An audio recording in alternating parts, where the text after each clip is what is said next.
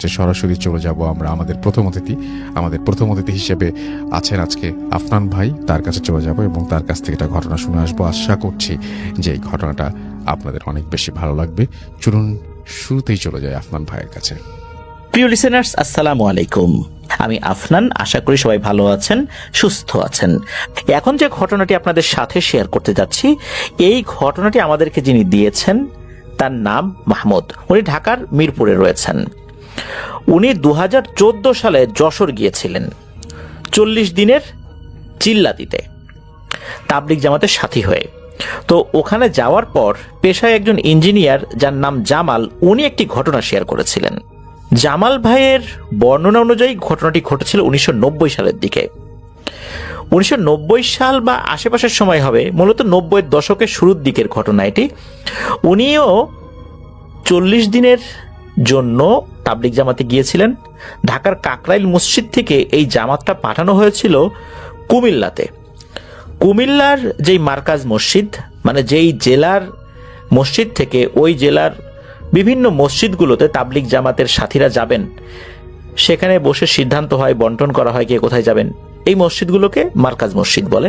তো কুমিল্লার যে মার্কাজ মসজিদ, সেখান থেকে কুমিল্লারই একটি উপজেলার প্রত্যন্ত এলাকায় পাঠানো হয়। সঙ্গত কারণে সেই উপজেলা এবং গ্রামের নামটি বলতে নিষেধ করেছেন, এই জন্য বলা যাচ্ছে না। তো যেই এলাকায় তাদেরকে পাঠানো হয়েছিল সেটা খুবই একদম প্রত্যন্ত অঞ্চল। সেখানে তখনও বিদ্যুৎ ছিল না, একদম অজপাড়াগা বলতে যা বোঝায়। ওনারা ওখানকার একটা মসজিদে থাকতে শুরু করেন। তো 40 দিনের জামাতে যারা যান বা যারা তাবলিগ জামাতের সাথী হয়ে যারা আল্লাহর রাস্তায় বের হন, প্রত্যেকটা মসজিদে ওনারা কিন্তু 3 দিন থাকেন। তো এভাবে ওনারা থাকছেন। একটা সময় ওনারা একটি মসজিদে যান, মূলত ওই এলাকায় ওনাদের ওটা চতুর্থ মসজিদ ছিল। তো ওখানে ওনারা গিয়েছেন, এশার নামাজ পড়ে সকলে খাওয়া দাওয়া করে শুয়ে পড়েছেন। সাধারণত দেখা যায় শহর এলাকার মসজিদগুলোতে তাবলিগ জামাতের যে সাথীরা আসেন, ওনারা এশার নামাজের পরও কিছু আমল করেন, কিন্তু ওখানে আসলে সেগুলো করার সুযোগ সেভাবে ছিল না। কারণ হলো, একে তো এলাকায় বিদ্যুৎ নাই, তারপর এলাকার মানুষজন তেমন কেউ আসলে মসজিদে আসেও না। তাই মোমবাতি জ্বালিয়ে দীর্ঘক্ষণ সেখানে বিভিন্ন কাজ করাটা তাদের জন্য বেশ কষ্টকর ব্যাপারই ছিল।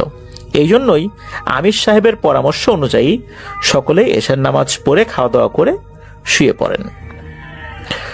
সকলে যখন শুয়ে পড়েছেন তখন রাত কিন্তু গভীর না। হঠাৎ করে খুব করুণ সুরে কান্নার আওয়াজ পাওয়া যায়। কান্নার শব্দ কিন্তু সবাই শুনতে পাচ্ছিলেন, ওখানে যারা মসজিদে ছিলেন সবাই কিন্তু একে অপরের দিকে তাকাতাকি করছিলেন। তো জামাতের যিনি আমির সাহেব, উনি বিষয়টা বুঝতে পারলেন, কারণ তখনও কিন্তু কেউই ঘুমান নাই, সকলেই জেগেছিলেন। মানে শোয়ার একটু পরে এই ঘটনা। আমির সাহেব তখন উনি বললেন যে এই মুহূর্তে কেউ বাইরে যাবেন না, সকলে মসজিদের ভেতরেই থাকার চেষ্টা করুন। আর যদি বিশেষ জরুরত, মানে ওয়াশরুমে যাওয়ার জন্য বের হতেই হয়, একসাথে কয়েকজন বের হবেন। আর বাইরে অকারণে কেউ আর সময় নষ্ট করবেন না, কাজ শেষ করে দ্রুত আবার মসজিদে ঢুকে পড়বেন। তো ওই রাত্রে অবশ্য কেউ বাইরে বের হন নাই। সকলেই আমির সাহেবের পরামর্শ অনুযায়ী কাজ করলেন। ফজরের আজান হলো, সবাই নামাজ পড়ে প্রতিদিনের মতো যে আমলগুলো থাকে তাবলিগ জামাতে, সেগুলো ওনারা করতে লাগলেন। দিন কেটে যখন আবার রাত হলো, সেই গত রাতের মতোই এশার সালাত আদায় করে খাওয়া দাওয়া শেষ করে ওনারা সবাই বিছানা বিছিয়ে শুয়ে পড়লেন। তখনও কিন্তু কেউ ঘুমান নাই। হঠাৎ করে আবারও সেই কান্নার আওয়াজ ওনারা শুনতে পেলেন। খুবই মায়াবী করুণ সুরে কান্না, কোনো পুরুষ মানুষের কান্নাই মনে হচ্ছে, কোনো মহিলা মানুষের কান্না না। তো আমির সাহেব আজকেও একই কথা বললেন সবাইকে ঘুমিয়ে পড়ার জন্য। জামাতের সাথীদের মধ্যে কিছুটা হলেও কিন্তু ভয় ঢুকে গেছে। আমির সাহেব সবাইকে অভয় দিয়ে বললেন যে এটা কিছু না। এদিকে সবাই তো চিন্তিত হয়ে গেছে, আসলে ব্যাপারটা কি, কান্নার আওয়াজটা কোথা থেকে আসছে, এটা তো স্বাভাবিক কোনো কান্নার আওয়াজ না। আমির সাহেব উনি সকলকে বললেন যে সকাল হলে বিষয়টা আসলে কি, এটা এলাকাবাসীর সাথে আমি পরামর্শ করব, তারপর বোঝার চেষ্টা করব। আপাতত সবাই সাবধানে থাকেন, এটাই পরামর্শ। তো পরের দিন সকালবেলা তাবলিগ জামাতের আমির সাহেব উনি এলাকার কিছু মুরব্বীদেরকে ডেকে জিজ্ঞেস করলেন, আচ্ছা আপনাদের এখানে এত রাত্রে কান্না করে কে? আপনারা কি কোনো কান্নার আওয়াজ শুনতে পান? তো বিভিন্ন মুরব্বীদের কাছে যখন জিজ্ঞেস করা হলো, বিভিন্ন বয়সী লোকদের কাছেও জিজ্ঞেস করেছেন, কিশোর, তরুণ, যুবক, বিশেষ করে মুরব্বীদের কাছে বেশি জিজ্ঞেস করেছেন। তো এর মধ্যে একজন বয়স্ক ভদ্রলোক এক অদ্ভুত কথা বলেন। সেই ভদ্রলোক বলেন যে আপনারা যে কান্নার আওয়াজটা শুনতে পান ওটা আসলে কোনো মানুষের কান্নার আওয়াজ না। ওই কান্নার শব্দটা মূলত আপনারা যেই মসজিদে এখন আছেন এর কিছু দূরেই, মানে কিছুটা পথ এগিয়ে গেলেই একটা পরিত্যক্ত ভিটা বাড়ি আছে।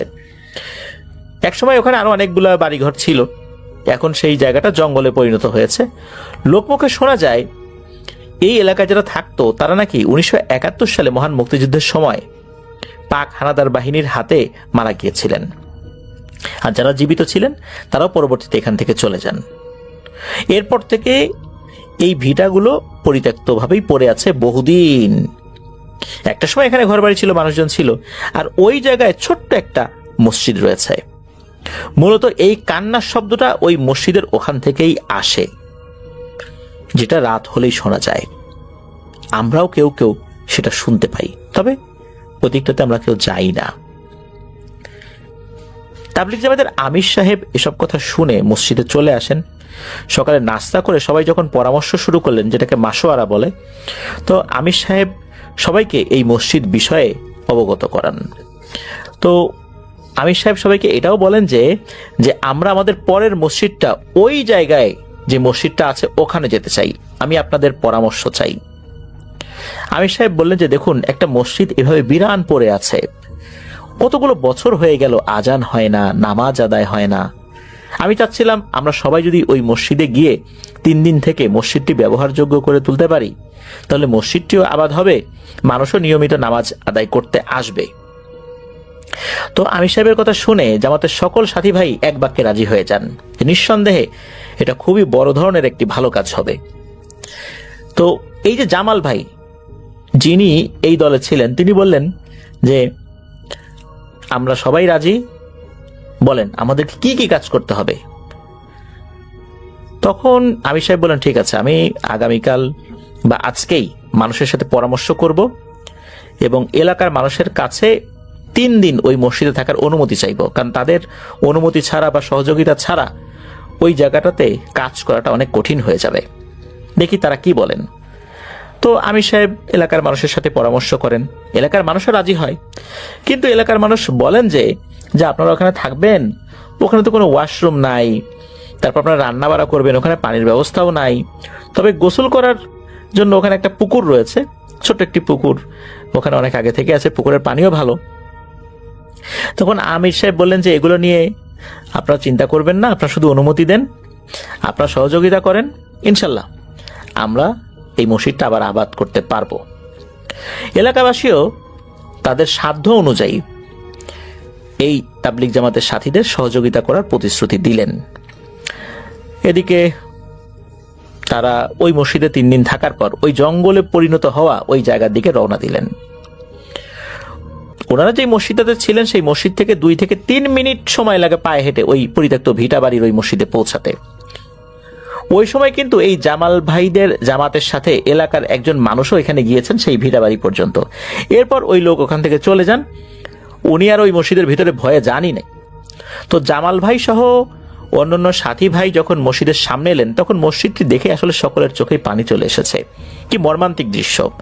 গাছের শুকনো পাতা পড়ে আছে, মসজিদের দেয়াল বেয়ে কত যে নাম না জানা লতা পাতা বেয়ে ছাদের উপরে চলে গেছে। মসজিদটা কিন্তু পাকা করা ছিল, টিনের ছিল না। বোঝা যায় বহু আগে এই মসজিদটি তৈরি করা হয়েছে। আর মসজিদটি বেশি বড়ও ছিল না, সর্বোচ্চ 30 থেকে 35 জন মানুষ একসাথে নামাজ আদায় করতে পারে সেখানে।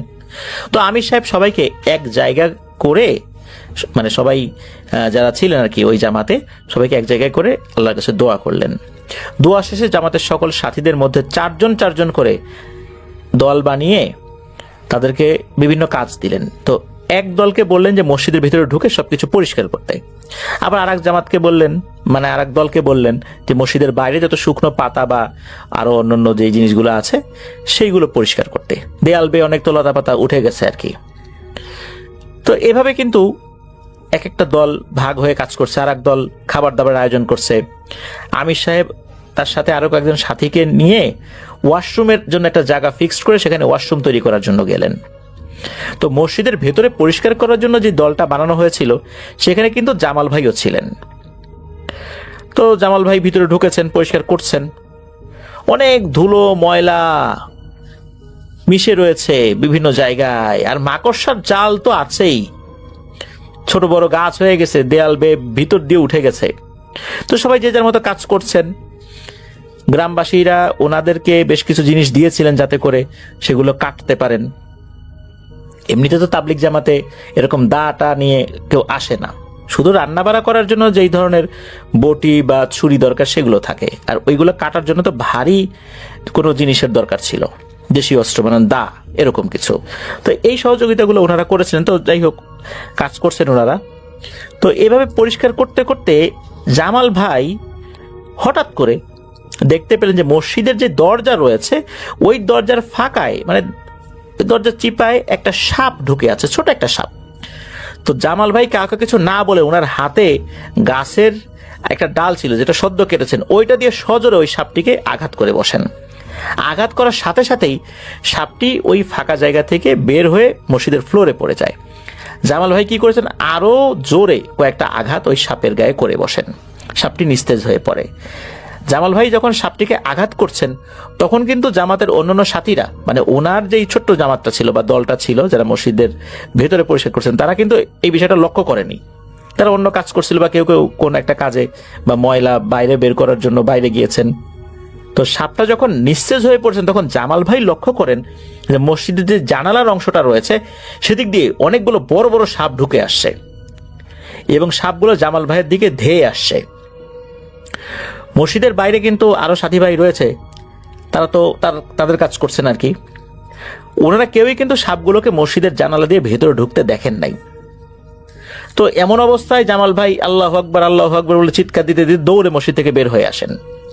তো আমির সাহেব বলেন যে কি হয়েছে, এমন করে চিৎকার করছেন কেন? এই সময়ে জামাতের অন্যান্য সাথীরাও তাদের কাছ থেকে এগিয়ে আসলেন, ফেলে রেখে এগিয়ে আসলেন, জামাল ভাইয়ের দিকে জিজ্ঞেস করলেন কি হয়েছে। তখন জামাল ভাই বলেন যে ভিতরে সাপ, কোথা থেকে যেন অনেকগুলো সাপ ঢুকে পড়েছে।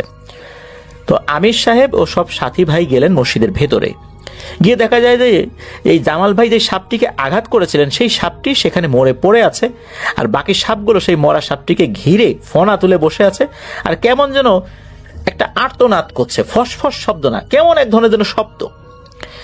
এই দৃশ্য দেখে আমির সাহেব তো বলে উঠলেন ইন্না লিল্লাহ, জামাল ভাই এটা আপনি কি করেছেন, কেন এই কাজটা করলেন? আপনি তো কাজটা ঠিক করেন, আপনি বড় একটা অপরাধ করে ফেলেছেন।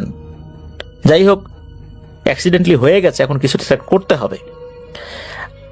ওই সময় আমির সাহেব সবাইকে নিয়ে দুই হাত তুলে আল্লাহর কাছে দোয়া করা শুরু করলেন, চোখের পানি ছেড়ে দিয়ে আল্লাহর কাছে খুব অনুনয় বিনয় করলেন, অপরাধের ক্ষমা চাইলেন যে আল্লাহ অনেক বড় একটা অন্যায় হয়ে গেছে, ভুল হয়ে গেছে, ভুল করে ফেলছি, আল্লাহ ক্ষমা করে দেন, যেটা হয়ে গেছে এটা তো আর ফেরাই দিতে পারবো না, আল্লাহ তাআলা আপনি তাদেরকে ধৈর্য ধারণ করার তৌফিক দান করেন। তো এভাবে অনেকক্ষণ ধরে কান্নাকাটি করে দোয়া করলেন। এরপর দেখা গেল যে ওই যে সাপগুলো যেগুলো এসেছিল তারা একা একাই আস্তে আস্তে জানালা দিয়ে বাইরে চলে গেল।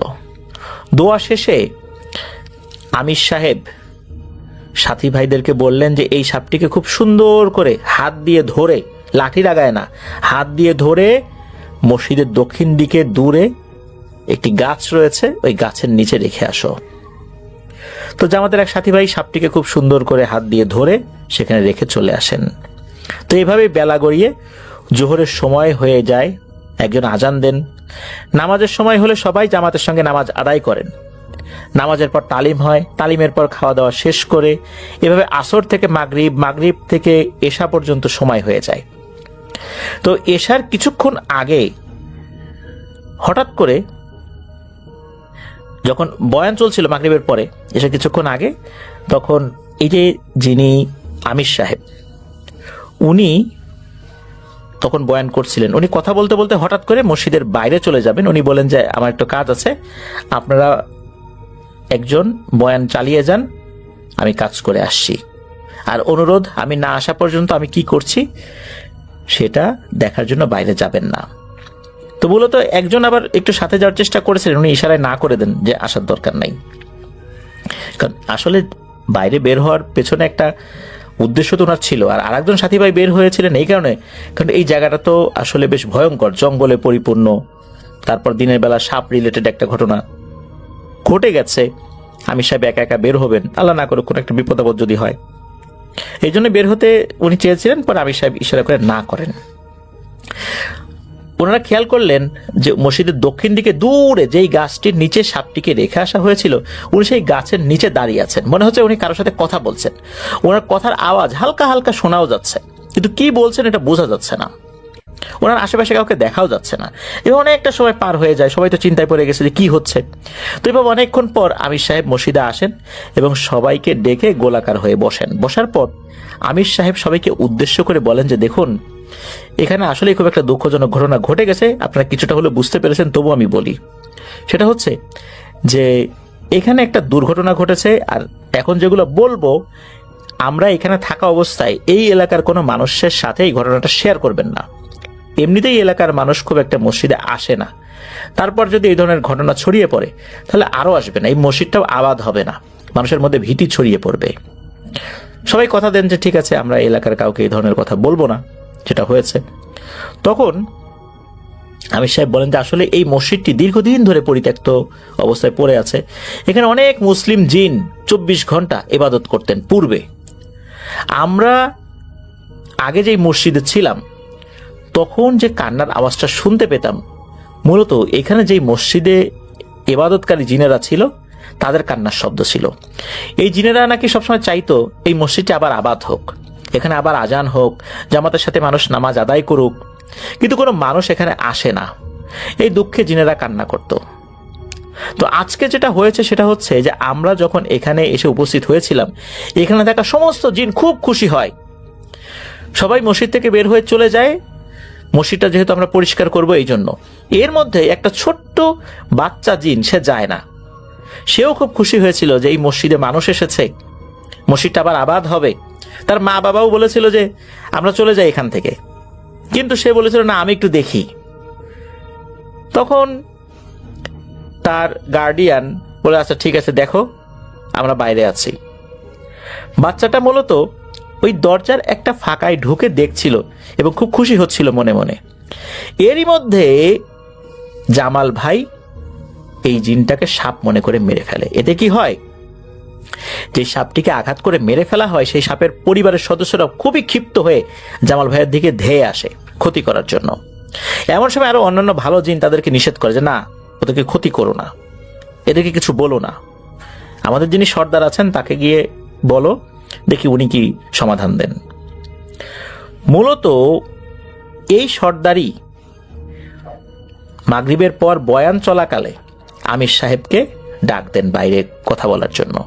তো আমির সাহেব সেখানে যান। তো আমির সাহেব জানান যে এখানে যিনি সর্দার আছেন উনিও খুবই ভালো এবং আল্লাহওয়ালা একজন জিন। আর এই জিনটাও আমির সাহেবের সাথে খুবই ভালো ব্যবহার করেছেন।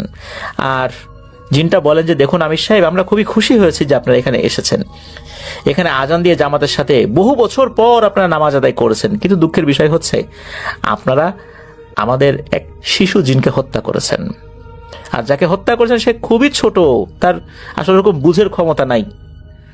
মানুষ যেমন ছোটখাটো উৎসব করলে বাচ্চারা আনন্দিত হয়, তো আমাদের কাছেও আজকের এই ঘটনাটা উৎসবের মতোই ছিল। বহু বছর পর এখানে মানুষ এসেছে, মসজিদ আবাদ করবে, আমরা খুবই খুশি। আর এই ছোট বাচ্চাটা তার মা বাবার একমাত্র সন্তান ছিল। এদিকে তার মা বাবা খুবই কান্নাকাটি করছে। আপনি ওই সময় আল্লাহর কাছে দোয়া করেছেন, তখন তারা ওখান থেকে চলে যায়। আর আমিও তার মা বাবাকে বলেছি যে যেহেতু একটা জিনিস হয়ে গেছে, তোমার বাচ্চার কুরবানি হয়ে গেছে, মনে করো এই মসজিদটা আবাদ হচ্ছে, এর জন্য আমাদের একজনের কুরবানি হয়ে গেছে, নিশ্চয়ই আল্লাহ তাআলা এর বিনিময়ে তোমাদেরকে আরো উত্তম কিছু দেবেন। তার মা বাবাও আপনাদেরকে ক্ষমা করে দিয়েছেন, কিন্তু একটা শর্ত দিয়েছেন, যেহেতু একটা ঘটনা ঘটে গেছে, আপনারা কিছু সাদাকা দিবেন, কিছু কাজ করবেন। তার মা বাবার তরফ থেকে এটাই অনুরোধ। আমিও সেই কথাটা বলার জন্য এখানে এসেছি। তখন আমির সাহেব বলেন যে বলুন কি সেই অনুরোধ, আমরা সেটা পালন করব ইনশাল্লাহ।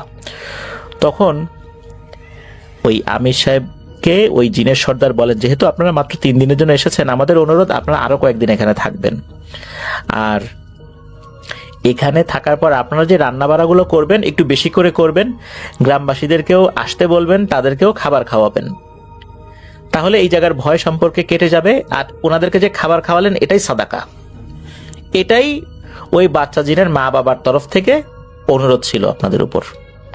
আমির সাহেব কথা দেন যে আমরা এই কাজটা করব। তো এরপর 3 দিনের জায়গায় ওখানে ওনারা 5 দিন ছিলেন, আর প্রতি ওয়াক্ত, বিশেষ করে জোহর, তারপরে এশা, যেই ওয়াক্তগুলোর পর আমরা সাধারণত খাবার খেয়ে থাকি, এছাড়া অন্যান্য ওয়াক্তের পর হালকা নাস্তা, সেগুলো ওনারা এলাকাবাসীকে খাইয়েছিলেন যারা আসতেন, এবং তারা ঘুরে ঘুরে দাওয়াত দিতেন। এলাকাবাসী প্রথম দিকে আসতে চায় নাই, ভয়ের কাজ তো একটা আছেই মনের মধ্যে, তাই না? দীর্ঘদিন পরিত্যক্ত ছিল, দেখেছেন যে ওখানে অনেক সাথী ভাইরা এসেছেন, তাবলিগ জামাতের কাজ করছেন। ওই 5 দিনেই আল্লাহর রহমতে আলহামদুলিল্লাহ ওই মসজিদটা আবাদ হয়ে যায়, লোক আসা শুরু করেন। ওনারা ওখান থেকে চলে আসার পর মসজিদের দায়িত্ব অন্যদেরকে দিয়ে যান, ইমাম মুয়াজ্জিন নির্ধারণ করে দিয়ে যান, যদিও এলাকাবাসী সেটা নির্ধারণ করেছিলেন, কিন্তু ওনাদের উপস্থিতিতেই সেই কাজটি করা হয়।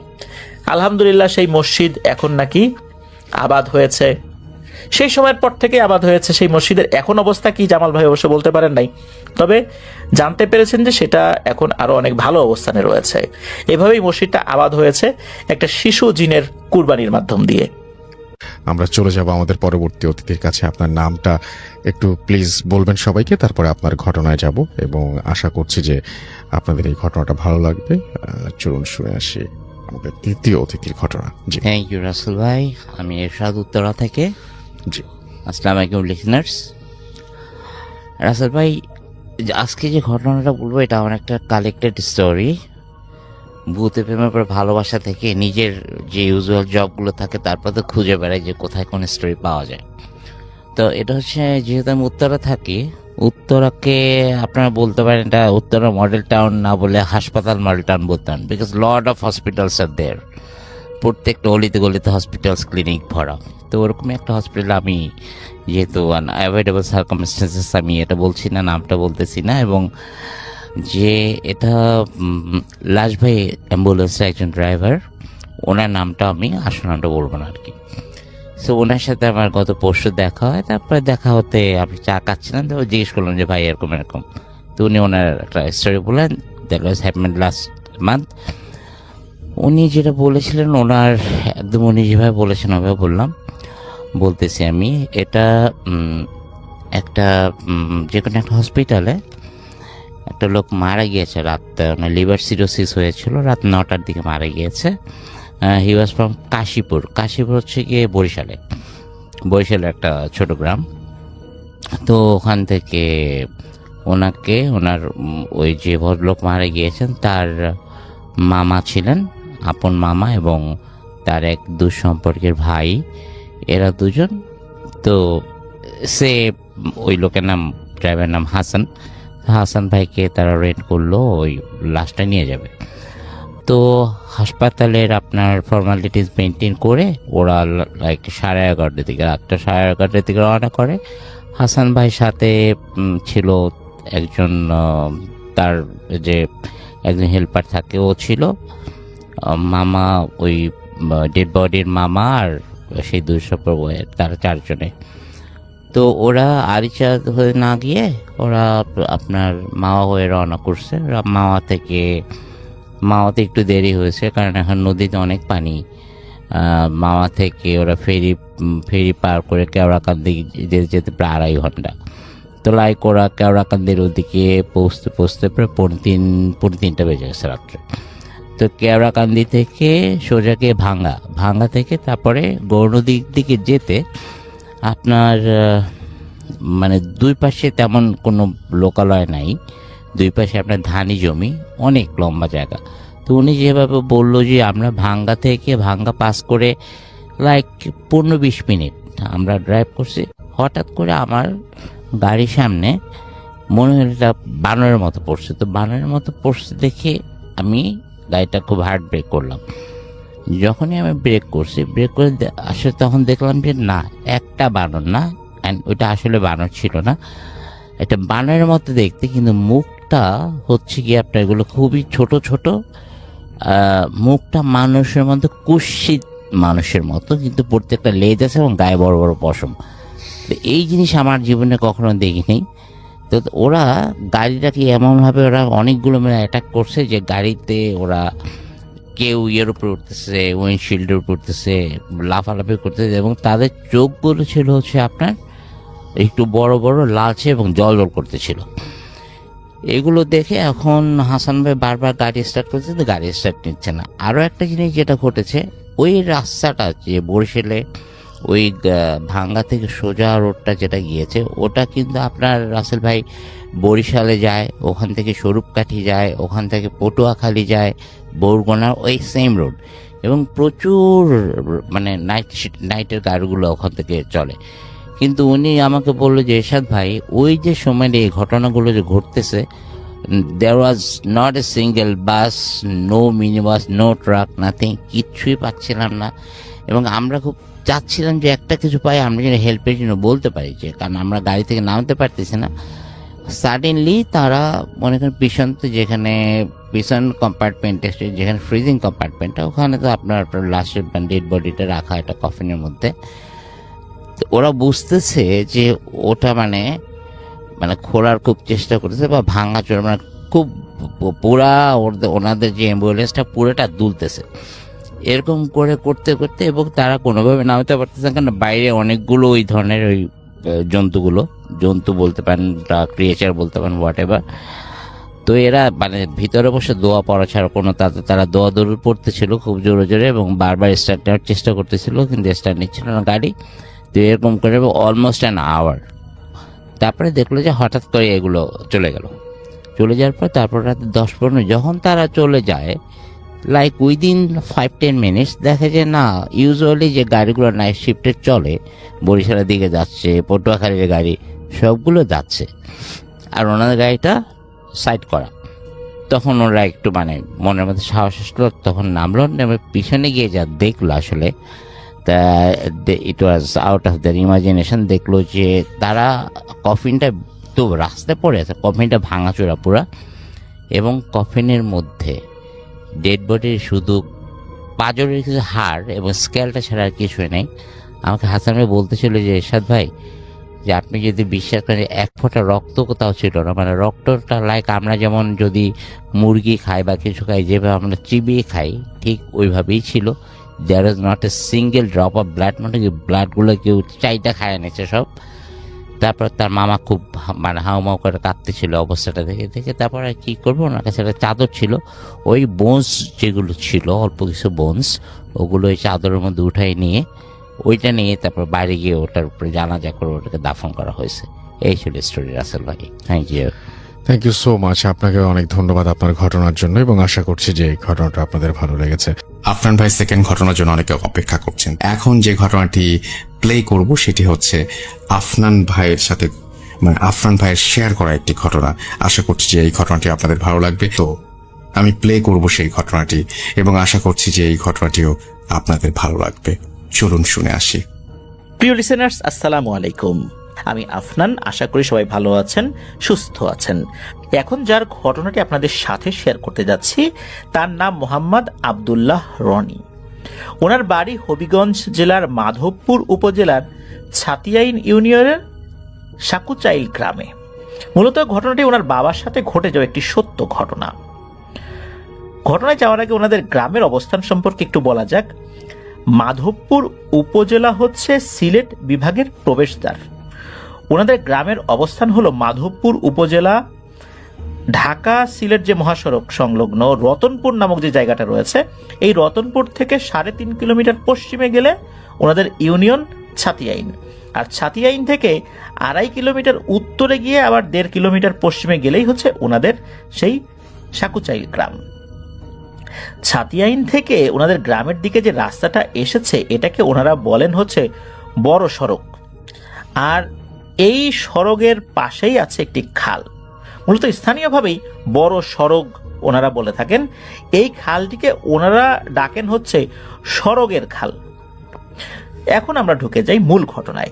ঘটনার সময় আনুমানিক 1980 কি 81 সাল এরকম হবে। তো ওনার বাবার নাম মোহাম্মদ আব্দুস শুকুর মিয়া। ওনার বাবা ছোটবেলা থেকেই মাছ ধরার প্রতি দারুণ নেশা ছিল, আর মাছ ধরার বিভিন্ন কলা কৌশল সম্পর্কে উনি বেশ ভালোই জানতেন, আর এই কলা কৌশলগুলো খুব ভালোভাবেই রপ্ত করেছিলেন। সময়টা বর্ষাকাল। ওনাদের বাড়ির পাশের এক চাচা, যার নাম হচ্ছে মোহাম্মদ সাক্কর আলী, তিনিও মাছ ধরা বেশ পারদর্শী ছিলেন। তো ওনার বাবা এবং এই সাক্কর চাচা প্রায়ই রাতের বেলা মাছ ধরতে যেতেন। বর্ষাকালের শেষের দিকে এই সড়কের খালে প্রচুর মাছ ধরা পড়ত। একদিন দিনের বেলা প্রচুর বৃষ্টি হয়েছে। বৃষ্টি হলে সড়কের খালে মাছ ধরা পড়তো আবার বেশি। সেদিন এই সাক্কর চাচা ওনার বাবাকে বলেন যে, আরে আব্দুল শুকুর, আজ তো অনেক বৃষ্টি হয়েছে, চল রাত্রে সড়কের খালে মাছ ধরতে যাই। এদিকে রনি ভাইয়ের আব্বা তো এক পায়ে রাজি। দুজনেই সিদ্ধান্ত নিলেন যে ওই রাত্রে সড়কের ওই খালে মাছ ধরতে যাবেন। এশার আজানের পর দুজনে রওনা হলেন খালের দিকে। যেতে যেতে 8টা কি 8:30 বেজে গেছে। খালে পৌঁছে দেখা গেল খালের মধ্যে অনেকেই মাছ ধরার জন্য নেমে পড়েছেন, আর যারা মাছ ধরছেন তাদের মধ্যে অধিকাংশ মানুষই ওনাদের পাশের গ্রামের, কয়েকজন অবশ্য আছেন ওনাদের গ্রামেরই। তো রনি ভাইয়ের আব্বা এবং এই সাক্কর চাচা জাল পেতে মাছ ধরা শুরু করলেন। প্রথম অবস্থায় তেমন মাছ ওঠেনি, এই ছোট ছোট কিছু মাছ পাওয়া গেছে আর কি, বড় মাছ পান নাই আর কি। তখন ওনাদের গ্রামের যে লোকগুলো ছিল তারা অনেক আগেই এসেছিলেন মাছ ধরতে, মানে ওনাদের অনেক আগে আসছিলেন। তারা মাছ ধরতে ধরতে তারা ক্লান্ত হয়ে গেছেন, অনেক মাছ ধরেও ফেলেছেন। এই জন্য ওনারা আবার বাড়িতে চলে যাওয়ার জন্য রওনা দেওয়া শুরু করেছেন। রাত তখন বেজে গেছে আনুমানিক 11:30 মতো। ওই সাক্কর চাচা ওনার আবার বিড়ি খাওয়ার মারাত্মক বদভ্যাস ছিল। বিড়ির নেশা উঠলে ওনার কোনো কিছুই মনে থাকতো না, আর উনি যতটুকু বিড়ি এনেছিলেন সেটা শেষ হয়ে গেছে। তাই এই সাক্কর চাচা রনি ভাইয়ের আব্বাকে বলেন যে, হ্যাঁ রে আব্দুল শুকুর, আমি বাড়ি থেকে আসি রে, তুই মাছ ধর, আমি বিড়ি নিয়ে আসি কটা, বিড়িতে টান পড়ে গেছে, বিড়ি শেষ। তো এই বলে ওই সাক্কর চাচা ওই যে লোকগুলো চলে যাচ্ছিলেন তাদের সাথে রওনা হয়েছেন তার বাড়ির দিকে। খাল থেকে এই রনি ভাইদের বাড়ির দূরত্ব ছিল 1 কিলোমিটারের মতো। এই সময় কিন্তু ওনাদের পাশের গ্রামের লোকেরাও ছিল তার সাথে। তো চাচা যাওয়ার ঘন্টাখানেক পরেই একদম মারাত্মকভাবে বৃষ্টি শুরু হয়েছে, মুষলধারে বৃষ্টি। বৃষ্টি পড়া দেখে ওই যে লোকজন, যে কয়েকজন ছিল আশেপাশে যারাও মাছ ধরছিলেন, এরাও বাড়িতে চলে গেছে। খালে এখন শুধু এই রনি ভাইয়ের আব্বা একা, চারদিকে শুনশান নীরবতা। এইভাবে 10 থেকে 15 মিনিট মুষলধারায় বৃষ্টি হয়েছে। 10 থেকে 15 মিনিট পর বৃষ্টি কমে গিয়ে ঝিরঝির বৃষ্টি শুরু হয়েছে। বৃষ্টি পড়া থেমে যাওয়ার পর থেকেই মূলত বড় বড় মাছ ওঠা শুরু হয়েছে। এতক্ষণ কিন্তু ছোট ছোট মাছ ধরছে, ছোট ছোট ট্যাংরা, পুঁটি, টাকি, এগুলো। এই যে এতক্ষণ অতিবাহিত হয়ে গেল, সাক্কর চাচার কিন্তু আসার খবর নাই। যেহেতু বৃষ্টি হয়েছে, সাক্কর চাচা এই কারণে হয়তো আসতে পারছেন না, এরকম হয়তো চিন্তা করেছেন রনি ভাইয়ের আব্বা। এদিকে বড় বড় মাছ ওঠা দেখে রনি ভাইয়ের আব্বার তো এবার মাছ ধরার নেশা ভালো মতোই চেপে বসেছে, যে ভালোই তো মাছ পাচ্ছি বড় বড়। তো অনেকগুলো বড় বড় মাছ পেয়েছেন উনি। এর মধ্যে ছিল 2 থেকে 3টা বড় বড় বোয়াল মাছ। বড় বড় বলতে মানে অনেক বড় না, তবে হয়তো বা সাইজ হবে কেজি 1.5 মতো এরকম। আর এরকম মাছ ধরা যেহেতু চলছে, উনিও গভীর মনোযোগ দিয়ে মাছ ধরছেন। হঠাৎ করে রনি ভাইয়ের আব্বা খেয়াল করলেন যে মনে হচ্ছে যে ওনার মাছের যে ব্যাগটা রয়েছে, যে ব্যাগের মধ্যে উনি মাছ রাখছেন, এটা ধরে কেউ টানছে। এটা অনুভব করে ওনার আব্বা পেছন দিকে তাকিয়ে দেখেন যে একটা শেয়াল পানির মধ্যে নেমে এসেছে, মাছের ব্যাগ কামড় দিয়ে টানছে। আর শেয়ালটা বেশ অনেক উঁচু, মানে অনেক বড় সাইজের একটা শেয়াল। রনি ভাইয়ের আব্বা ভেবেছেন রাতের বেলা শেয়াল তো থাকতেই পারে, তো ওনার কাছাকাছি থাকা একটা লাঠি ছিল। ওনারা কি করতেন, ওই লাঠি অনেক সময় সাথে রাখতেন সামনে কতটুকু পানি এটা বোঝার জন্য। ওই সামনে কাদার মধ্যে গেড়ে রাখতেন, আবার এগিয়ে যাওয়ার পর লাঠিটা নিয়ে আবার একটু সামনে গিয়ে গেড়ে রাখতেন, মানে বোঝা যেত যে ওখানে পানি কতটুকু, এরকম কারণে লাঠিগুলো অনেক সময় সাথে রাখতেন। তো উনি ওই লাঠিটা উঠিয়ে ওই শেয়ালকে ধাওয়া করেছেন। শেয়ালও পানির মধ্যে ঝাঁপিয়ে ঝাঁপিয়ে অন্যদিকে চলে গেছে, যেদিকে কম পানি ওদিকে চলে গেছে। উনি আবার মাছ ধরায় মনোযোগ দিয়েছেন। কিছুক্ষণ পর পেছন থেকে আবার শব্দ আসে। এবারও রনি ভাইয়ের আব্বা যখন পেছন দিকে তাকিয়েছেন তখন দেখতে পান একটা নয়, দুটা শেয়াল একসাথে ওই মাছের ব্যাগ কামড় দিয়ে টানা হেঁচড়া করছে। এবারও একই পদ্ধতিতে শেয়ালগুলোকে উনি তাড়ানোর চেষ্টা করেন, একই রকম ভাবে শেয়ালগুলো চলেও যায়। কিছুক্ষণ পর আবার পেছন থেকে শব্দ আসছে, এবার টানা হেঁচড়া না, গড় গড় গড় গড় শব্দ হচ্ছে। রনি ভাইয়ের আব্বা পেছন দিকে তাকিয়েছেন, দেখতে পান এবার আর 2-3টা না, কমপক্ষে 15টি শেয়াল আস্তে আস্তে তার দিকে ঘিরে ধরছে, ওনাকে চতুর্দিক থেকে ঘিরে ফেলছে। আর এক একটা শেয়াল অনেক বড় সাইজ, মানে পানির মধ্যে নেমে এসেছে, বোঝাই যাচ্ছে যে এগুলো অনেক বড় সাইজ। যেখানে ওনার প্রায় হাঁটু পর্যন্ত পানি, সেখানে একটা শেয়াল যদি নেমে পড়ে তার শরীরের কতটুকু অংশই বা ভেসে থাকতে পারে। কিন্তু মনে হচ্ছে ওই শেয়ালের হাঁটু পর্যন্ত পানিও হচ্ছে না। তাহলে শেয়ালগুলো কত বড় ছিল। আর ওদের চোখ থেকে মনে হচ্ছে আগুন ঝরে পড়ছে, এতটা জলজল করছে চোখগুলো। এতক্ষণ পর্যন্ত রনি ভাইয়ের আব্বা খালের মধ্যে একাই ছিলেন। ওনার আব্বার মনের মধ্যে তখনও কিন্তু ভয় ডর কাজ করেনি, কিন্তু এবার এতগুলো শেয়াল চারদিক থেকে ঘিরে ধরেছে আর এগুলোর সাইজ এত বড়, এগুলো দেখে উনি ভয় পেয়েছেন। তখন উনি বুঝতে পারেন উনি মারাত্মক একটা বিপদের মধ্যে পড়েছেন। আশেপাশে 1 থেকে 1.5 কিলোমিটারের মধ্যে এখন মানুষের কোনো অস্তিত্বই পাওয়া যাবে না। খালের মধ্যে এই ভয়ঙ্কর শেয়ালগুলোর মোকাবেলায় উনি একা একজন মানুষ। এমত অবস্থায় এই ভয়ঙ্কর শেয়ালগুলো আস্তে আস্তে রনি ভাইয়ের আব্বার দিকে এগিয়ে আসছে। এদিকে ওনার মুখে যা দোয়া দরুদ আসছে তাই পড়ছে, এলোমেলো হয়ে যাচ্ছে ভয়ে। একটা পর্যায়ে বোঝা যাচ্ছিল যে ওরা একসাথে তার উপর আক্রমণ করবে। তখন রনি ভাইয়ের আব্বা চোখ বন্ধ করে জোরে জোরে আল্লাহর নাম নেওয়া শুরু করেন। হঠাৎ করে উনি ফিল করেন চারিদিকে শুনশান নীরবতা। উনি চোখ খুলে তাকিয়ে দেখেন আশেপাশে কেউ নেই। শীতল আবহাওয়ায় রনি ভাইয়ের আব্বার সারা শরীর দিয়ে ঘাম বেয়ে মাটিতে পড়ছে। শীতল আবহাওয়ায়ও কিন্তু উনি এভাবেই ঘেমে যাচ্ছেন। হঠাৎ করে রনি ভাইয়ের আব্বা শুনতে পান যে ওই বড় সড়কের উপর দিয়ে একটা ঘোড়া যেভাবে ডাকে এভাবে শব্দ করতে করতে রনি ভাইয়ের আব্বার দিকেই এগিয়ে আসছেন। এটা দেখে তো ওনার আব্বার আরো নাজেহাল অবস্থা।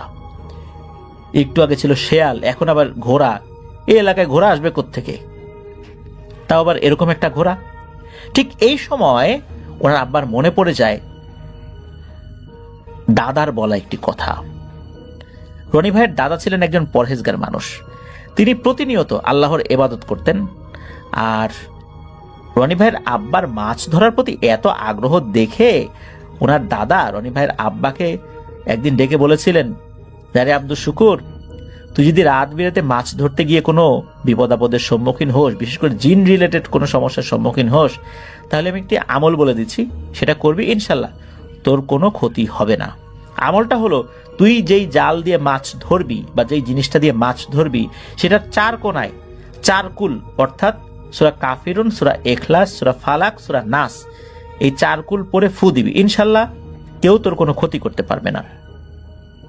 তো রনি ভাইয়ের আব্বা যে জাল দিয়ে মাছ ধরেন সেই জালকে ওনারা চিটকি বা ঝিটকি জাল এরকম বলেন আর কি। বিভিন্ন এলাকায় বিভিন্ন নামে পরিচিত এই জাল। তো অনেকে আবার এই জালকে খরা জাল বলে থাকে। যখন এই বিষয়টা মনে পড়ে যায় তখন রনি ভাইয়ের আব্বা আর বিলম্ব না করে ওই আমলটা করে জালের 4 কোণায় 4টা ফু দিয়ে জালটাকে উল্টিয়ে কাঁধে নিয়ে নেন। চিন্তা করেন যে এখন বাড়ি চলে যাবেন, এখন আর এখানে থাকবেন না। এরপরই মনে হচ্ছে শুরু হয়ে গেল ঝড় তুফান। রাস্তার গাছগুলো মনে হচ্ছে ভেঙে চুরে ওনার গায়ের উপর পড়ে যাবে। এদিকে উনি তো ওই মাছের ব্যাগটা জালের সাথে বেঁধে নিয়ে শরীরের সবটুকু শক্তি দিয়ে ছুটলেন বাড়ির দিকে। খাল থেকে উঠে বড় সড়ক পার হয়ে ছুটলেন ওনাদের গ্রামের দিকে। তো ওনার আব্বার কাছে মনে হচ্ছিল পেছন থেকে যেন রাস্তার পাশে থাকা গাছগুলো ভেঙে ওনার গায়ের উপর পড়বে, এমন একটা অবস্থা। ওনার আব্বা তো জাল কাঁধে নিয়ে দৌড়ানোই শুরু করেছেন। এর মধ্যে শুরু হলো আর একটা সমস্যা, সেটা হলো চারদিক দিয়ে মনে হলো বিভিন্ন ধরনের ভয়ঙ্কর জন্তুর আওয়াজ আসছে, অথচ এই ধরনের জন্তু আশেপাশে কিন্তু থাকে না। আর মনে হচ্ছে যে কোনো সময় এই জন্তুগুলো বের হয়ে ওনার উপর আক্রমণ করবে। কিন্তু ওনার আব্বা আল্লাহর রহমতে মনের সাহস ধরে রেখে এগিয়ে যাচ্ছেন। হঠাৎ করে রনি ভাইয়ের আব্বার জাল ধরে হ্যাচকা টান দিল মনে হলো কেউ। আর হ্যাচকা টান দেওয়ার পর ওনার আব্বা জাল সহ মাটিতে পড়ে গেলেন। ওনার আব্বা তো মাটিতে পড়ে গেলেন, এতে করে ওনার আব্বার শরীরে ব্যথা পেয়েছেন। মনে হচ্ছে শরীরটা এবার অবশ হয়ে যাচ্ছে, নড়ার মতো শক্তি ওনার শরীরে আর নাই। এমন অবস্থায় ওনার আব্বা শুনতে পান পাশ থেকে কেউ একজন বলছে, আব্দুস শুকুর, ভয় নাই, আমি ওদেরকে দেখে নিচ্ছি, তুই আল্লাহর নাম নিয়ে বাড়িতে চলে যা। তখন রনি ভাইয়ের আব্বা তাকিয়ে দেখেন যে জুব্বা পরিহিত, মাথায় পাগড়ি পরা একজন লোক দাঁড়িয়ে আছেন। চেহারাটা অতটা ভালো বোঝা যাচ্ছে না, তবে অবয়বটা স্পষ্ট। ওই অবয়বটাই ইশারা দিয়ে আর কথা বলে জানাচ্ছে যে বাড়িতে চলে যা, কোনো সমস্যা নাই, বাড়িতে যা, আমি দেখে নিচ্ছি এদেরকে। একথা শোনার পর রনি ভাইয়ের আব্বা মনের মধ্যে সাহস ফেরত পান। ওনার আব্বা দাঁড়িয়ে আবারও ছুটলেন বাড়ির দিকে। ওনার আব্বা হঠাৎ করে শুনতে পান মনে হচ্ছে পেছনে দুটো শক্তি যেন ভয়ঙ্কর সমস্ত রূপ নিয়ে লড়াই করছে। ওনার আব্বা জাল কাঁধে নিয়ে ছুটতে ছুটতে ওনাদের গ্রামের সামনে থাকা খেলার মাঠে গিয়ে হাল ছেড়ে বসে পড়েন। আর শরীর কাজ করছিল না। তো ওনার আব্বা প্রায় 10 মিনিটের মতো বসেছিলেন ওখানে। এরপর ওনার আব্বা একটু জিরি নিয়ে পেছন দিকে তাকিয়ে দেখেন সবকিছু নীরব, দক্ষিণা মৃদু বাতাস বইছে। আর ওনার আব্বার থেকে 100 থেকে 150 গজ দূরে দাঁড়িয়ে আছে সেই জুব্বা পরিহিত একটি অবয়ব। আবারও রনি ভাইয়ের আব্বাকে ইশারা দিয়ে বলছে, তোর কোনো ভয় নাই, এরা তোর কোনো ক্ষতি করতে পারবে না ইনশাল্লাহ, তোকে না বলছিলাম বাড়িতে চলে যেতে, যা, বাড়িতে যা। আবারও যখন এই ধরনের নির্দেশনা উনি পান, আবারও ওনার মনের মধ্যে সাহস ফেরত পান। আবারও উঠে উনি তাড়াতাড়ি করে জাল এবং মাছের ব্যাগ গুছিয়ে নিয়ে বাড়ির দিকে রওনা হয়েছেন। অল্প কিছুক্ষণের মধ্যে উনি বাড়িতে পৌঁছেও যান। বাড়ির সবাই তো ঘুমিয়ে আছেন। আর রনি ভাইয়ের আব্বা কিন্তু উনি গিয়েই রনি ভাইয়ের দাদাকে ডাক দিয়েছেন। তখন ওনার দাদা জীবিত ছিলেন। তো দাদা ঘুম থেকে উঠে দরজা খুলে দেখেন যে রনি ভাইয়ের আব্বার এই অবস্থা, শরীর ঘেমে অবস্থা খারাপ, বোঝাই যাচ্ছে যে উনি মারাত্মক কিছু দেখে ভয় পেয়েছেন। তো দাদা বলেন, কিরে তোর এই অবস্থা কেন? তখন রনি ভাইয়ের আব্বা সবকিছু খুলে বলেন যে ওনার সাথে কি কি ঘটেছে। তো সবকিছু শুনে দাদা খুব রাগান্বিত হয়েছিলেন ওই সাক্কর চাচার উপরে, যে সে চলে গিয়ে আসলো না কেন, তোকে এইভাবে একা ফেরত গেল, মানে একা রেখে আবার ফেরত গেল, আবার আসলোও না। গিয়ে দেখা গেল যে ওই রাত্রে সাক্কর চাচা না ডেকে ঘুমাচ্ছেন। তো দাদার ডাক শুনে সাক্কর চাচা জেগে উঠে দেখে যে এই রনি ভাইয়ের আব্বার এই অবস্থা। তখন দাদা সাক্কর চাচাকে বলেন যে তুমি এই একটা কাজ করলা, এই বিড়ি খাওয়ার জন্য তুমি আসলা বাড়িতে, এতটুকু নেশাও সামলাতে পারো না, আর ওকে এভাবে বিলের মধ্যে একা রেখে চলে আসছো, এটা একটা কাজ করছো, তুমি জানো যে কি হয়েছে? এরপর সব কথা খুলে বলেন। আর দাদা এটাও বলেন যে তুমি কিভাবে পারলে এই আব্দুস শুকুরকে এই রাতের বেলা খালের মধ্যে একা রেখে চলে আসলে, তুমি এটা পারলা, তোমার কোনো বিবেক বোধ নাই। তো যাই হোক, সাক্কর চাচার সাথে অনেক রাগারাগি করে রনি ভাইয়ের আব্বাকে নিয়ে উনি বাড়িতে চলে আসেন। পরে অবশ্য ওনার আব্বার আর কোনো সমস্যা হয়নি। কিন্তু প্রশ্ন হলো, কে ছিলেন সেই জুব্বা পরিহিত ওই অবয়বটি? এইরকম চেহারার লোক আগে তো কখনো উনি দেখেননি, যে এই ভয়ঙ্কর পিশাচ শ্রেণীর জিনদের কাছ থেকে ওনার আব্বাকে আল্লাহর রহমতে বাঁচিয়েছিলেন। মূলত এখানে যে ব্যাপারটা সেটা হচ্ছে যে দাদা একটি আমল শিখিয়ে দিয়েছিলেন এবং দাদার পরিচিত কোনো একটি জিন ছিলেন যিনি রনি ভাইয়ের আব্বাকে আল্লাহর রহমতে হেফাজত করেছিলেন। এই রহস্যটা ওনার দাদা জানতেন। তো যাই হোক, এই ঘটনাটি রনি ভাই ওনার আব্বার মুখ থেকে অনেকবার শুনেছেন। ওনার বাবার জন্য দোয়া চেয়েছেন, উনি অসুস্থ, একবার স্ট্রোক করেছেন। তা আমরা দোয়া করি আল্লাহ তাআলা ওনাকে দ্রুত সুস্থতা দান করুন। আরও একটা ঘটনায় চলে যাব আমরা, এবং এই ঘটনাটা একটা অডিও ক্লিপ। চলুন শুনে আসি অডিও ক্লিপটি। আশা করছি এই অডিও ক্লিপটিও আপনাদেরকে অনেক অনেক আনন্দ দেবে। চলুন শুনে আসি। হ্যালো লিসেনার্স, হ্যালো রাসেল ভাই, আসসালামু আলাইকুম। আপনি ভালো আছেন? আমি জানি আপনি সবসময় ভালোর দলে। আজকে আমি আপনাকে একটা ঘটনা শেয়ার করব। আমি হচ্ছে রিপন, আমার বাসা আদিতমারির লালমনিরহাটে।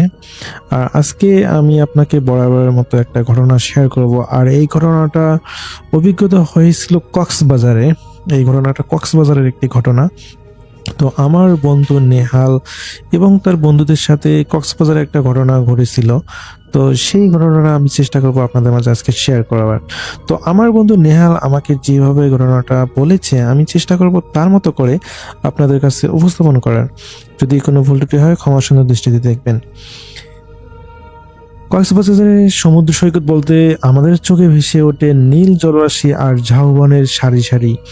কিন্তু এই ঝাউবনের আড়ালে যে অন্য এক জগৎ আছে তা কজনে জানে। আজ আপনাদের মাঝে এমন এক ঘটনা শোনাবো যা শোনার পর একা কখনো সেই ঝাউবনে যাওয়ার সাহস হয়তো বা আপনাদের থাকবে না। তো ঘটনাটা ঘটেছিল 2022 সালের নভেম্বর মাসের শেষের দিকে। শীতের শুরু শুরু ভাব। ঢাকার এক বেসরকারি বিশ্ববিদ্যালয়ে 4 বন্ধু আকাশ, নিহাল, সাইমন আর রাফি মিলে প্ল্যান করলো একটু অন্যরকমভাবে কক্সবাজার ঘুরবে। তারা এক গতানুগতিক হোটেল জোনে না থেকে কলাতলির একটু দূরে হিমছড়ির কাছাকাছি একটা নির্জন রিসোর্টে উঠলো। আমরা সাধারণত সবসময় কলাতলি বা সুগন্ধা ব্রিজের কাছাকাছি আমরা হোটেলে উঠি, কিন্তু তারা চিন্তা করলো যে এগুলো জায়গাতে তো সবসময় আমরা হোটেলে উঠি, তো এবার একটা ব্যতিক্রম কিছু করা যাক। তারা সেই হোটেল জোনের বাইরে কলা থেকে দূরে হিমছড়ির কাছাকাছি একটা নির্জন রিসোর্টে উঠলো। তাদের উদ্দেশ্য ছিল ভিড় এড়িয়ে সমুদ্রটা খুবই সুন্দরভাবে উপভোগ করা। তো পৌঁছানোর যেদিন তারা পৌঁছালো তার দ্বিতীয় দিন রাত, তখন আনুমানিক 11:30। পূর্ণিমা শেষ হয়েছে কয়েকদিন আগে, তাই আকাশটা বেশ পরিষ্কার হলেও অন্ধকার ছিল বেশ গাঢ়। তো 4 বন্ধু মিলে ঠিক করলো তারা সমুদ্রের পাড়ে গিয়ে কিছুক্ষণ আড্ডা দিবে। তারা রিসোর্ট থেকে বেরিয়ে বালুচর ধরে হাঁটতে হাঁটতে ঝাউবনের বেশ গভীরে ঢুকে পড়ল। একসময় বালুর ওপর গোল হয়ে বসে তারা গল্প শুরু করলো। সমুদ্রের গর্জনের সাথে ঝাউবনের পাতা ঝিরঝির শব্দে তাদের গল্পের আড্ডা বেশ একটা দারুণ অদ্ভুত সৃষ্টি হচ্ছিল। তো গল্পের মাঝখানে হঠাৎ নিহাল খেয়াল করলো ঝাউবনের একটু দূরে থেকে একটা নূপুরের শব্দ আসতেছে। ঝাউবনের পাতার ঝুনঝুন শব্দের সাথে সাথে সেই নূপুরের শব্দটা যেন স্পষ্ট শোনা যাচ্ছে। তো নিহালের কান হাত দিয়ে শোনার চেষ্টা করলো এবং সে ভাবলো হয়তো আশেপাশে কোনো রিসোর্টে গান বাজতেছে, কিন্তু শব্দটা একবার যেন থামলো এবং আবার বাজলো। সে আকাশকে ফিসফিস করে বলল, কিরে, এই মাঝরাতে ঝাউবনের ভিতরে কিরকম একটা নূপুরের শব্দ শোনা যাচ্ছে, তুই কি শুনতে পাচ্ছিস? তো আকাশ হাসতে হাসতে বলল, আরে বাতাসের শব্দে পাতা নড়তেছে, তাই হয়তো ওইরকম কোনো শব্দ পাচ্ছিস, ভয় পাস না। কিন্তু কয়েক মিনিট যেতে না যেতে চারজনের জন্য স্তব্ধ হয়ে গেল। এবার শব্দটা অনেক স্পষ্ট, যেন নূপুরের শব্দ। মনে হচ্ছে কেউ একজন তাদের আশেপাশে দিয়ে বৃত্তাকারে হাঁটতেছে। রাফি তার মোবাইলের ফ্ল্যাশলাইটটা জ্বালিয়ে ঝাউবনের দিকে ধরলো এবং দেখার চেষ্টা করলো যে সেখানে আসলে কেউ আছে কিনা, কিন্তু সেখানে কেউ নেই। শুধু দীর্ঘ দীর্ঘ লম্বা ঝাউ গাছগুলো যেন সারিবদ্ধ হয়ে দাঁড়িয়ে আছে। আর আলোটা সরাতেই আবার সেই শব্দটা সে শুনতে পাচ্ছে। তো হঠাৎ সাইমন চিৎকার দিয়ে উঠল। সে আঙুল দিয়ে একটা বড় ঝাউবনের দিকে ইশারা করলো। তারা দেখলো একটা গাছের ডাল থেকে সাদা রঙের কিছু একটা ঝুলতেছে। প্রথমে তারা ভেবেছিল হয়তো কোনো একটা ছেঁড়া কাপড় বা সাদা কাপড় সেখানে আটকে গিয়েছে এবং সেটাই মনে হয় বাতাসে হালকা দোল খাচ্ছে। কিন্তু যখন তারা ভালো করে সেখানে তাকালো, তাদের সবার রক্ত যেন হিম হয়ে গেল। ওটা আসলে কোনো কাপড় না, একটা মানুষের লম্বা চুল সেই কাপড়ের সাথে দেখা যাচ্ছে, যেন কেউ গাছ থেকে উল্টো হয়ে ঝুলে আছে, কিন্তু তার শরীর দেখা যাচ্ছে না। ভয়ে তাদের বুক ধড়ফড় শুরু করলো। আকাশ সাহস সঞ্চার করে বলল, চলো এখান থেকে চলে যাই, জায়গাটা ঠিক মনে হচ্ছে না। তারা উঠে দাঁড়ানো মাত্রই চারপাশটা কেমন যেন স্তব্ধ হয়ে গেল। এতক্ষণ আগে সমুদ্রের যে গর্জনের শব্দ এবং ঝাউবনের যে একটু শব্দ ছিল, সেই শব্দগুলো যেন মনে হয় চলে গেল, আর মনে হচ্ছে যে সেই শব্দগুলো যেন কয়েক মাইল দূরে চলে গেছে। ঠিক সেই মুহূর্তে তাদের পেছনে বালির উপর দিয়ে ভারী কিছু টেনে নিয়ে যাওয়ার মতো শব্দ, ঘষা ঘষা একটা শব্দ যেরকম হয় সেরকম শুনতে পাচ্ছে। মনে হচ্ছে কেউ একটা বড় বস্তা বা দেহ টেনে টেনে নিয়ে যাচ্ছে। তারা পেছনে ফিরতেই দেখলো কয়েক গজ দূরে একটা ছায়া মূর্তি বালির উপর দিয়ে হামাগুড়ি দিয়ে তাদের দিকে এগিয়ে আসতেছে। আর মূর্তিটার শরীরে ছিল কুচকুচে কালো, কিন্তু চোখ দুটো যেন লাল গোলার মতো দেখাচ্ছে। তো তারা চারজনে আতঙ্কে সেদিকে দেখানোর পর তারা খুবই ভয় পেল এবং চারজনে দিল এক দৌড়। বালির উপর দিয়ে দৌড়ানো খুবই কঠিন, তার উপর ঝাউবনের সরু রাস্তা। আর আকাশ আর নিহাল একসাথে ছিল, কিন্তু কিছুক্ষণ পর তারা খেয়াল করলো সাইমন আর রাফি তাদের পিছনে নেই। আকাশ চিৎকার করে তাদের নাম ধরে ডাকলো, কিন্তু কোনো উত্তর নেই। কেবল ঝাউবনের অন্ধকার থেকে একটা খিলখিল হাসি শব্দ ভেসে আসতেছে। সেই হাসিটা ছিল কোনো মহিলার, কিন্তু শব্দটা ছিল অন্তত কর্কশ এবং বিকট। আকাশ এবং নিহাল একটা বড় ঝাউবনের আড়ালে লুকিয়ে পড়ল। তারা দেখলো দূরে একটা ছোট্ট আলোর বিন্দু নড়াচড়া করতেছে। তারা ভাবলো হয়তো রাফি আর সাইমন ফোনের আলো জেলে তাদেরকে খোঁজার চেষ্টা করতেছে। তারা সেই আলোর দিকে সাহস করে এগোতে থাকলো, কিন্তু যত কাছে যাচ্ছে আলোটা তত যেন দূরে সরে যাচ্ছে। হঠাৎ নিহাল থমকে দাঁড়ালো। সে দেখলো আলোর উৎস কোনো মোবাইল নয়, বরং একটা মানুষের খুলি থেকে নীলসে আগুন বের হচ্ছে। আর সেই খুলিটা একটা বিভৎস চেহারার বৃদ্ধা হাতে ধরে আছে। বৃদ্ধার গায়ে চামড়া ঝুলে পড়েছে আর তার পরনে ছিল শতছিন্ন এক শাড়ি। সে আকাশের দিকে তাকিয়ে একটা বিভীষিকাময় হাসি দিয়ে মুহূর্তের মধ্যে যেন বিলীন হয়ে গেল। এদিকে রাফি আর সাইমন পথ হারিয়ে ঝাউবনের এমন এক জায়গায় পৌঁছে গিয়েছিল যেখানে বালু নেই, কেবল কাদা আর পচা পাতার স্তূপ, যেখানে একটা তীব্র পচা লাশের গন্ধ। রাফি তারা মোবাইলের টর্চটা জ্বালিয়ে দেখলো তারা একটা পুরনো ঢিপির সামনে দাঁড়িয়ে আছে। স্থানীয়রা বলে মুক্তিযুদ্ধের সময় এখানে অনেককে গণকবর দেওয়া হয়েছিল। হঠাৎ রাফি অনুভব করলো তার পায়ের নিচে থেকে কে একজন তার পা টেনে ধরেছে। সে নিচে তাকাতেই দেখলো বালুর নিচে সে কঙ্কালসার কয়েকটা হাত বেরিয়ে তার পা আঁকড়ে ধরতেছে। সাইমন রাফিকে টেনে তোলার চেষ্টা করলো, কিন্তু রাফির মাটির ভিতরে তলিয়ে যেন যাচ্ছে। ঠিক তখন ঝাউবনের উপর দিয়ে এক প্রচন্ড বাতাস বয়ে গেল। চারপাশে যে গাছগুলো এমন ভাবে তুলতে লাগলো যেন তারা একে অপরের সাথে কথা বলতেছে। বাতাসের মধ্যে থেকে একটা স্পষ্ট ভাষায় কেউ যেন কিছু বলার চেষ্টা করতেছে। তো তারা ভোর হওয়ার ঠিক আগ মুহূর্তে স্থানীয় জেলেরা সৈকতের এক কোণে আকাশ এবং নিহালকে সেদিন অচেতন অবস্থায় খুঁজে পায়। কারণ সেদিন রাতে যখন তাদের পাগুলো টেনে ধরতেছিল তারা কোনোভাবেই তাদের জ্ঞান ধরে রাখতে পারেনি এবং তারা সেখানে জ্ঞান হারিয়ে ফেলে। এবং ভোর হওয়ার ঠিক আগ মুহূর্তে জেলেরা তাদেরকে উদ্ধার করে। আর সাইমন আর রাফিকে পাওয়া গেছিল প্রায় 1 কিলোমিটার দূরে একটা নোনা পানির নালার মধ্যে। তারা যখন সুস্থ হয় তখন তাদের প্রত্যেকের শরীরের নখের আঁচড় আর কালশিরে দাগ ছিল, কিন্তু সবচেয়ে অদ্ভুত বিষয় ছিল তাদের জামা কাপড় থেকে এমন এক লোনা পানির গন্ধ আসতেছিল যা পৃথিবীর সাধারণ সমুদ্রের পানির মতো নয়। বিশেষ করে কক্সবাজারের সমুদ্রের পানি তো কখনোই নয়, সেখানকার লোনা পানি এত বাজে ছিল না বা এত দুর্গন্ধময় ছিল না। পরবর্তীতে স্থানীয়দের কাছ থেকে তারা জানতে পারে এই নির্দিষ্ট ঝাউবনের অংশে বহু বছর আগে এক অতৃপ্ত আত্মা তার অশরীর শক্তির বসবাস শুরু করে, যারা রাতের অন্ধকারে একা বা ছোট দলে সেখানে যায়, তাদের অনেকেই নাকি আর ফিরে আসে না, বা তাদেরকে এমনভাবে ভয় দেখায় তারা পরবর্তীতে খুবই ট্রমার ভোগে, সারা জীবনে সে মানে খুবই ট্রমাতে ভোগে। তো সেই ঘটনার পর থেকে আকাশ আর কোনো দিন, আকাশ আর নিহাল আর কখনো সেই কক্সবাজার যায়নি। আজও পূর্ণিমা বা অন্ধকার রাতে যখন আসে, তখন নিহাল বুঝতে পারে বা অনুভব করতে পারে সেই সময়ের কক্সবাজারে যে ঘটে যাওয়া তার ঘটনা, সেটা তার মানে একটা স্মৃতি হয়ে আছে এবং ভয়ঙ্কর একটা স্মৃতি, যেটা আসলে সে জানে না যে কক্সবাজারে আসলে এই ধরনের ঘটনা কখনো ঘটতে পারে। আমিও কক্সবাজারে গিয়েছিলাম, কিন্তু এই ধরনের কখনো ভৌতিক সমস্যার সম্মুখীন হইনি। আর আমি আসলে একা যাইনি, তো দেখা যায় রাতের বেলা ঝাউবনগুলো তো সত্যি সত্যি অনেক অন্ধকার, সেখানে যাওয়াটা আসলে খুবই একটা চ্যালেঞ্জিং বিষয়।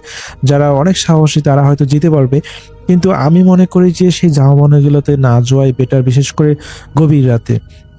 তো নিহাল ভাইকে ধন্যবাদ আমাকে এই ঘটনাটা শেয়ার করার জন্য। তো নিহাল ভাই তিনি কোথায় বাসা সেই জিনিসটা বলতে মানা করেছেন, যার কারণে আমি তার ঠিকানাগুলো বললাম না।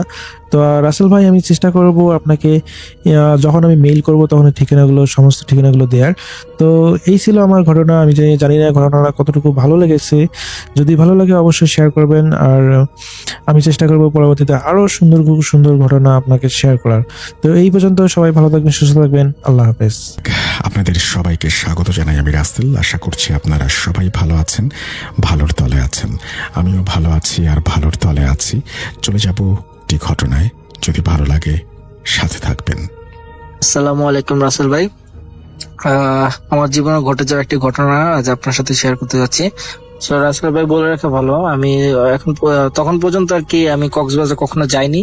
সো এটা যাওয়ার খুবই ইচ্ছা, অনেক আগ্রহ ছিল, যার কারণে আর কি খুব আগ্রহ নিয়ে আর কি কক্সবাজারটা যাওয়া। তো জিনিসটা এমন হয় যে আমাদের এলাকা থেকে পিকনিক ছাড়ে। পিকনিক টাইপের কি এখান থেকে 10 জন, ওইখান থেকে 10 জন হয় না, ওই যে ফর্ম বিতরণ করে যে পিকনিকটা, সো ওই পিকনিক স্যার। সো ওইটার মধ্যে আমি আর আমার এক ফ্রেন্ড আছে, সো ওই ফ্রেন্ড দুজনে মিলে সেই পিকনিকের টিকিটটা আর কি নিই আর কি। তো নেওয়ার পরে হয় কি যে আমরা প্রায় 40 থেকে 50 জন একটা বাসে মধ্যে পিকনিকে যাই। তো যাওয়ার পরে যেটা হয় যে আমরা প্রথমে বান্দরবন, জিনিসটা এরকম সেট করেছিল, প্রথম বান্দরবন থেকে দেন কক্সবাজার যাবে। সো যেরকম কথা যেরকম কাজ। তো প্রথমে আমি সেই বান্দরবনের উদ্দেশ্যে রওনা দিই। তো বান্দরবন যাওয়ার পরে আমরা ঘুরতে ফিরতে প্রায় রাত 8টা 9টা বা এরকম বেজে গেছে। তো বাজার পরে আমরা কি করলাম, যেহেতু আমরা কোনো হোটেল বুক করিনি, কিছু বুক করিনি, কারণ জাস্ট যাবো 2 রাত 3 দিন এরকম সিস্টেম। তো কি করি যে অন দ্য স্পট ওই সময় আমরা কক্সবাজার উদ্দেশ্যে রওনা দিই। তো ওই 8টার সময়, আনুমানিক 8টার সময় আমরা বান্দরবন থেকে রওনা দিই। কক্সবাজার যেতে যেতে প্রায় আপনার 2 ঘন্টা 2.5 ঘন্টার মতন এরকম, তার থেকে বেশি হইতে পারে, লেগে গেছে। তো লাগার পরে তো আমরা যেটা হয়, আমরা জায়গাটা হলো গিয়ে আপনার ডলফিন মোড়, যে কক্সবাজার ডলফিন মোড়টাতে সামনে গিয়ে একটা মেলার মতো মাঠ আছে, সেই মাঠে গিয়ে আমরা বাসটা রাখি আর কি। তো রাখার পরে রাসেল বললামই তো যে যেহেতু কোনো রুম বুকিং করা হয়নি, তাই সবাই বাসিয়ে থাকবে এরকম চিন্তা ভাবনা। তো আমি আর আমার বন্ধু যেহেতু কক্সবাজার কোনো সময় দেখিনি, তো আমাদের বন্ধু অনেক আগ্রহ থাকে যে কক্সবাজারটা আগে দেখবো। তো জিনিস হলো আপনি জানবেন যে ঝাউবনের পাশে যে মাঠটা, ওইখান থেকে যদি বাসটা রাখে তাহলে সমুদ্রের যে ঢেউটা, রাতে সমুদ্রের যে ঢেউটা, সম্পূর্ণ আওয়াজটা এখানে আসে। তো আসলে আমি আর আমার বন্ধু কোনো কিছু না ভেবে দেন ওই কক্সবাজার যে দেখবো ওটার জন্যই আমরা দুজনে রওনা দিই।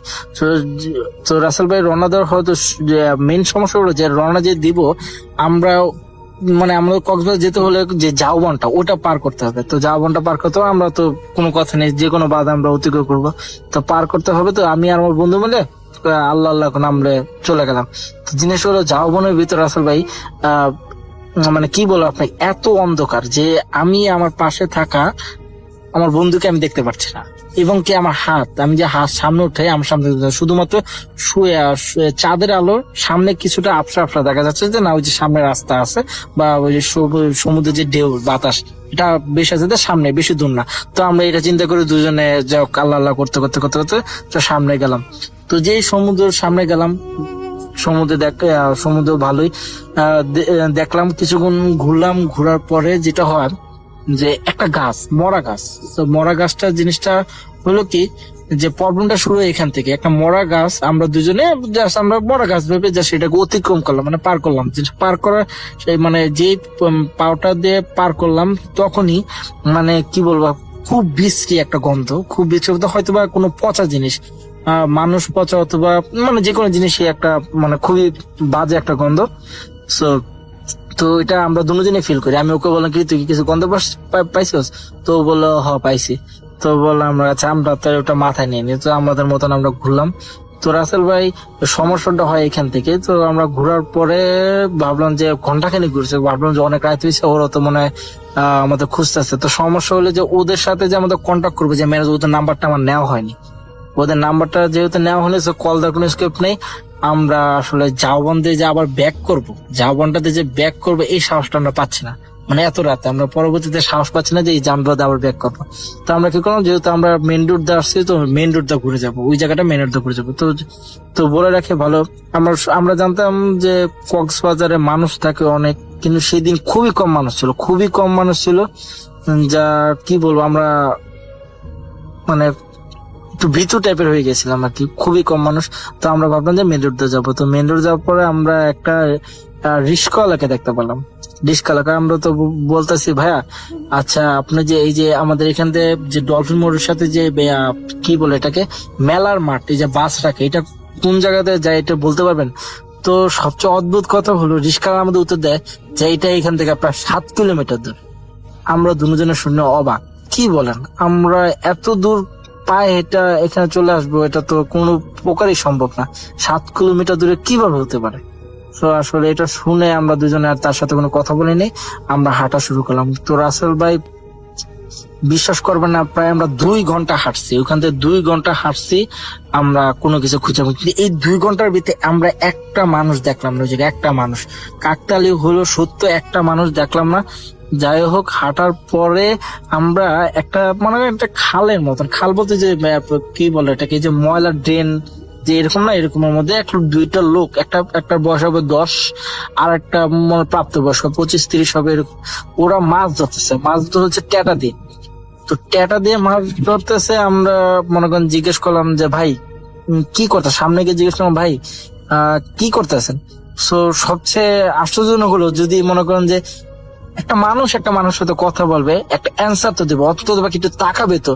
ভাই ওনাদের শরীর আকৃতি, মনে করছে বডি ল্যাঙ্গুয়েজ, মনে হচ্ছে আমরা মানুষই না। আমরা যে আসছি ওনার সাথে কথা বলছি, কোনো রিয়াকশনই নেই, তারা আমাদের দিকে অন্তত একটু তাকালো পর্যন্ত না। তো আমরা দুজন একটু অবাক হয়ে গেলাম, কি রে ভাই এটা কোন জায়গায় এলাম, একটু কথা বললাম, তাকাইলো না, অ্যান্সার তো দেবো দূরের কথা। যাই হোক, আমরা তারপর টাকলাম, ভাই একটু শুনবেন? তো কোনো কথা নেই। তো যাই হোক, আমরা আবার ওনার সাথে কথা না বলে পিচ্ছির হাতে দেখে একটা ব্যাগ। তো আমরা কি করলাম যে একটা ব্যাগটা দেখি কি মাছ ধরে। তো মনে করেন যে শুন ভাই আর রাসেল ভাই, যেটা হয় যে এই ব্যাগটার মধ্যে যা দেখলাম, এটা আসলে দেখার জন্য ওই টাইমে আমরা কেউ প্রস্তুত ছিলাম না। ও প্রস্তুত ছিল না, আমিও প্রস্তুত ছিলাম না। রাসেল ভাই, আমরা যেটা দেখলাম, সেই ব্যাগের মধ্যে 2টা মাথা। একটা মাথা হলো রাসেল ভাই আমার নিজের, আর একটা মাথা আমার বন্ধুর। আমরা দুইজনই একই সাথে সেই জিনিসটা দেখলাম, দেখলাম। দেখার পরে আসলে রাসেল ভাই ওই টাইমে কি করা উচিত আমি জানতাম, আসলে আমাদের জানা নেই। মনে করেন যে আমরা ওই ছেলেটাকে একটা ধাক্কা দিলাম, ধাক্কা দিয়ে আমরা দুইজন মানে চোখ বুঝে এক কথা চোখ বুঝে এক দৌড়, কোন জায়গায় কোথায় যাবো জানি না, কিন্তু কথা হলো আমরা খুবই ভয় একটা দৌড় দিতে আমরা প্রায় 20 মিনিটের মতন দৌড়েছি। আমরা জানি না কেন, মানে আমরা খুব ভয়, আমরা মনে হচ্ছে যে আমরা যদি একটুখানি দাঁড়াবো আমাদের মানে হয়তো বা সামনে আসতে পারে। তো এটা কিন্তু না পেলে আমরা 20 মিনিটের মধ্যে প্রায় দৌড়াতে তো যাই হোক, একটা জায়গায় একটা বাড়ির মতন ছিল, গেটের সামনে, ওখানে গিয়ে দাঁড়াই। তো আমরা দুজনে খুবই ভয় পাইছি। আসলে এটা তো বলার মতন যে কি, আমাদের দুজনের শরীর দিয়ে ঘাম ছুটতেছে, এত পরিমাণ ভয় পাইছি। তো কথাও বলতে পারতেছে না। তো অন দ্য স্পট সবচেয়ে মজার বিষয় হলো, ওই টাইমে যে আমাদের যে বাসে যে লাইন ম্যানেজার ছিল, ওনার সাথে দেখা। তো ওনারা আমাদের তো বকাঝকা, আপনারা কোথায় ছিলেন, আপনারা তো খুঁজতেছি। আমরা বললাম ভাই আমরা তো রাস্তায় ফেলছি, 2 ঘন্টা যাবত আমরা ঘুরতেছি। আরো বেশি হবে, আমরা তো গাড়ি খুঁজে পাচ্ছি না আর কি জিনিসটা। তো ওরা বলে যে ঠিক আছে আসো। তো আমরা তখন আর ওনাকে কিছু বলিনি। তো সবচেয়ে মজার বিষয় হলো আমরা হাইট গেলো 10 মিনিট হাঁটলো, হাইটটা আমাদেরকে ওই বাসের সামনে নিয়ে গেলো। কিন্তু জিনিসটা হলো যে যে যে একটা যেখান দিয়ে নিয়ে গেলো, সবচেয়ে মজা আমরা যে 2 ঘন্টা যে হাঁটছি ওইখান দিয়ে না হলে আমরা কমপক্ষে 7 বার হাইটে গেছে, 7 বার হাইটে গেছি, কমপক্ষে 7 বার রাউন্ড দিছি। কিন্তু আমরা এই জায়গাটা কোনো মতো মাথায় ক্যাচই করতে পারলাম না যে এই জায়গাটা 7-8 বারের মতন হবে রাসেল ভাই। সো মনে করেন যে আমরা দুজনই অবাক যে কি হলো, এখান থেকে আমরা এতবার রাউন্ড দিলাম, এটা দেখলাম না, আর এখানে একটা মানুষও নেই, ওদের সাথে দেখা হলো না। তো আসলে আর কিছু বলার নাই। তো আর আমি কোনো মতন সেই বাসে গেলাম। যাওয়ার পরে তো ওখানে থাকার কোনো প্রশ্নই ওঠে না। তো কোনো মতন ওদের সবার সাথে বাসের মধ্যে ছিলাম। আগেই বলেছিলাম যে আমরা হোটেল রুম ভাড়া করে নিই। সো বাসের মধ্যে থাকার পরে আমরা কি করলাম, সকালবেলা যে ওরা বলতেছে যে ঘুরতে যাবে, তো আমরা আর ওদের জন্য ওয়েট করিনি। আমরা ডাইরেক্ট কি করেছি, আমরা বাস কাউন্টারে গিয়ে সম্ভবত এটা শ্যামলী না, হ্যাঁ শ্যামলী গাড়ি ছিল, একটা আউটল্যান্ডের গাড়ি আর কি, মানে কোনো টিপ মারা হতো আলাদা। তো ওই কাউন্টারে গিয়ে আমরা কি করলাম, ওই টিকিট নিলাম। তো ওই সকালবেলায় আমরা ওখানে মানে রাত্রে পর ওদের সাথে থাকার পরে 1 মুহূর্ত থাকিনি। ওই সন্ধ্যার পরে আমরা ওই টিকিট আর সকালবেলার টিকিট নিয়ে আমরা একদম ওইখানে ওই সকালবেলায় আমরা বাসে উঠে যাই। বাসে উঠে যাওয়ার পরে আমরা বাসায় চলে এসেছি। তারপর বাসায় এসে পরে মার কাছে বাবার কাছে বললাম। তো আমাদের পানি পড়া যা যা লাগে বাবা খাওয়ালো, হুজুরকে দেখাইলো, তো পানি পড়ে যেত। তারপরে আসলে আর কিছু হয়নি। তো এই ছিল আমার ঘটনা। আরও একটা ঘটনায় চলে যাব আমরা, এবং এই ঘটনাটি একটা অডিও ক্লিপ। চলুন শুনে আসি অডিও ক্লিপটি। আশা করছি এই অডিও ক্লিপটিও আপনাদেরকে অনেক অনেক আনন্দ দেবে। চলুন শুনে আসি। আসসালামু আলাইকুম, তোর আমন্ত্রণ জানাচ্ছি। আমি আহমেদ বাবু। কেমন আছেন আপনারা? আশা করি সবাই ভালো আছেন। আমি আল্লাহর রহমতে ভালো আছি, আলহামদুলিল্লাহ। যে ঘটনাটি আমাদের সাথে শেয়ার করেছেন জামিল আহমেদ ঢাকার মোহাম্মদপুর থেকে, এবং তিনি তার বড় ভাই মোশতাক আহমেদের একটি ঘটনা আমাদের সাথে শেয়ার করেছেন।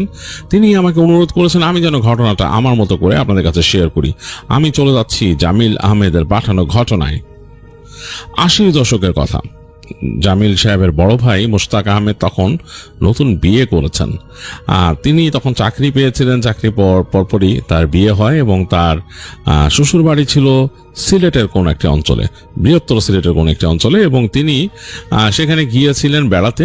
বেশ পছন্দ হয়েছে তার প্রাকৃতিক পরিবেশ ইত্যাদি ইত্যাদি। তার শ্বশুর সাহেব যিনি ছিলেন, তিনি সেখানকার একটা চা বাগানের একজন বড় কর্মকর্তা ছিলেন। তো তিনি তখন সাম্প্রতিক সময়, মানে সেই সময়কার সাম্প্রতিক সময় রিটায়ার করেছিলেন। তো যাই হোক, মোশতাক সাহেবের বিয়ে হলো, এবং তার সেই হানিমুন তিনি কোথায় করবেন এটা চিন্তা করছিলেন। তো অনেক রকমের পরিকল্পনা হয় তখন। পরিবার থেকে বলা হয় কক্সবাজার যেতে। তবে মোশতাক সাহেবের শ্বশুর তাকে বলেন যে তাদের একটা টি স্টেট আছে কোন একটা অঞ্চলে, এই বড় বৃহত্তর সিলেটেরই কোন একটা অঞ্চলে, সেটা অনেক পুরনো একটা টি স্টেট, এবং সেখানকার আশেপাশের পরিবেশ অনেক সুন্দর, অন্যরকম দেখতে। তিনি বলেন যে এটার যে টিলার একটা অংশ আছে, ওই পাশে গেলে দেখা যাবে যে একদম ফাঁকা, বেশ সুন্দর, মানে প্রাকৃতিক পরিবেশ খুবই সুন্দর। তো তিনি সাজেস্ট করেন মোশতাক সাহেবকে যে তুমি চাইলে ওখানে ঘুরে আসতে পারো। তো মোশতাক সাহেব বলেন যে ঠিক আছে। তিনি, তারও ভাল লাগে, কারণ তিনি এর আগে যেহেতু গিয়েছেন শ্বশুর বাড়িতে 2-1 জায়গায় গিয়েছেন, তার কাছে ভালো লাগছে, চা বাগান খুবই ভালো লাগছে তার কাছে। এবং তার একটা শখ ছিল যে তিনি এই চা বাগানের যে বাংলোতে রাত কাটানোর, যেহেতু তার শ্বশুর রিটায়ার হয়ে গেছেন, তিনি এখন ওখানে নাই, তো সুতরাং তো ওইটা তো কাটানো হয় নাই। তো তার ইচ্ছা ছিল, তিনি যেহেতু এখন সুযোগ পাইছেন, তিনি বলেন লুফেলেন আর কি সেই সুযোগটা। শ্বশুরকে বলেন যে ঠিক আছে। তো মোশতাক সাহেবের শ্বশুর তাকে ব্যবস্থা করে দেন সেখানে, সেই চা বাগানে সে মানে তাকে ওখানে 2 রাত ঘুরে আসান। তো তিনি যথারীতি তার স্ত্রী সহ ওখানে চলে যান, গিয়ে সেই চা বাগানে ওঠেন। তো খুবই সুন্দর একটা চা বাগান, বাট অনেক পুরনো, সেই ব্রিটিশ আমলের একটা জায়গা। তো একেবারে সুন্দর চা বাগানের রাস্তাগুলো যেরকম হয়, মানে চিকন চিকন রাস্তা, 2 পাশে গাছ, চা গাছ এবং টিলার মতো, তারপর বড় বড় গাছ আছে। এগুলোর মধ্যে দিয়ে এক সময় তিনি পৌঁছে যান সেই বাংলোতে। বাংলোটা মোটামুটি বেশ ভেতরে এবং বেশ পুরনো একটা বাংলো, বোঝাই যায় ভেতরকার অবস্থা, মানে আশেপাশের যে লুক এন্ড এভরিথিং দেখে।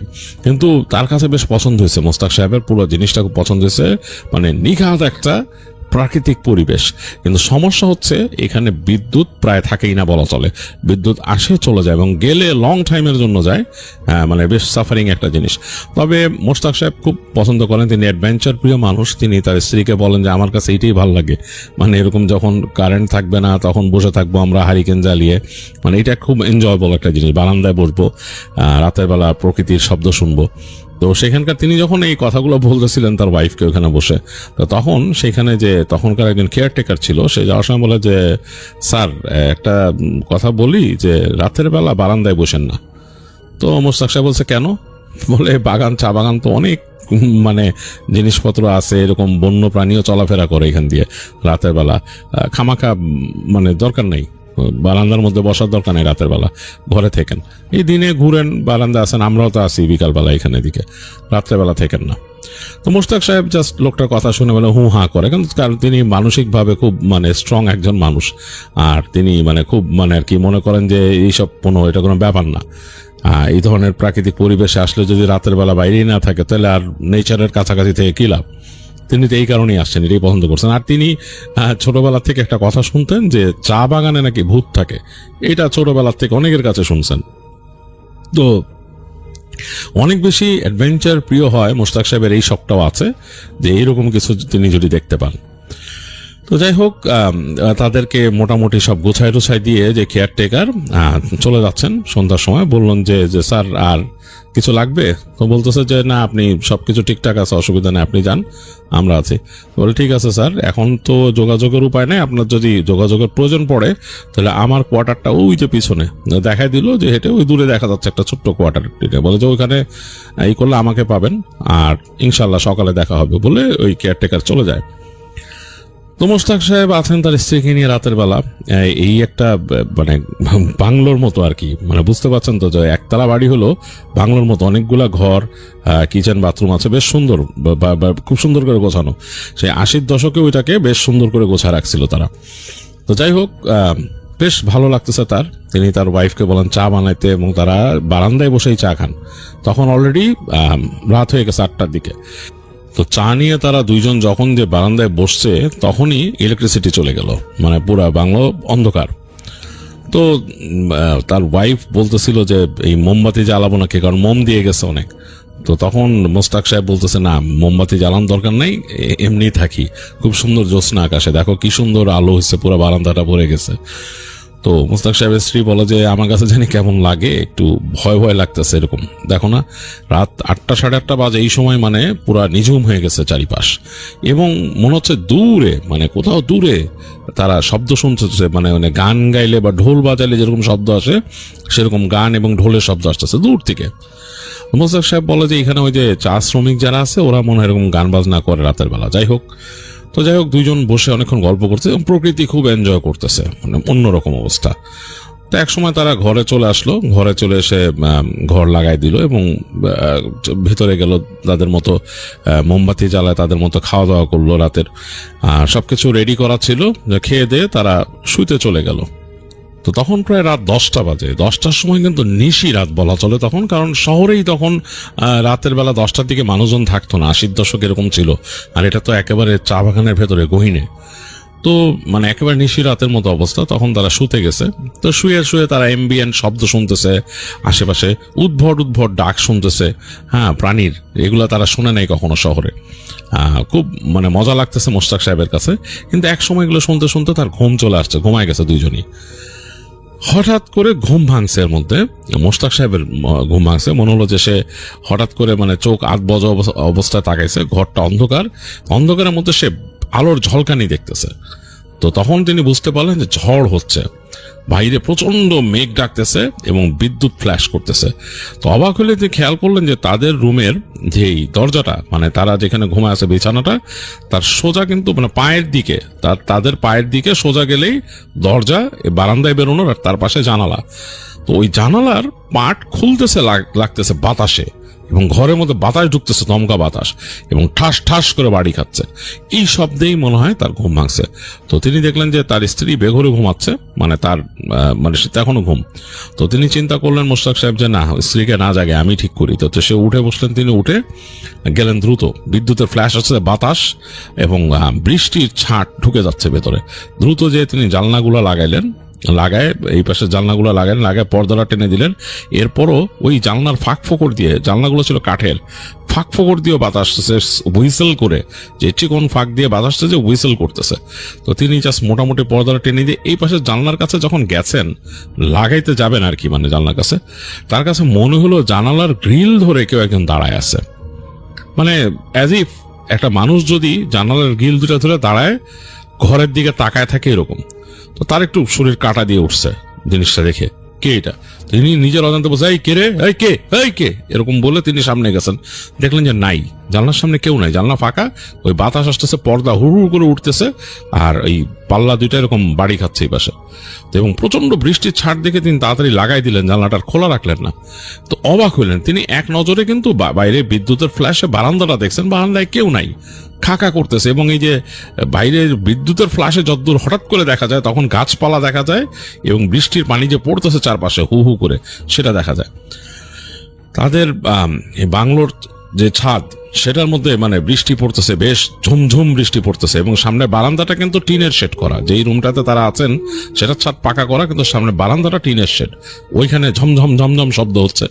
তো তিনি লাগাই দিয়ে, জানলাটা লাগাই দিয়ে একটু মানে কেমন জানি তার গা শিরশিরি করতেছে। কাকে দেখলেন তিনি? তো তিনি তার স্ত্রীর কাছে আসলেন, এসে তিনি স্ত্রীকে চিন্তা করলেন উঠাবেন কিনা এই ধরনের কথা বলার জন্য, কিছু বললেন না। তো তিনি শুয়ে পড়লেন।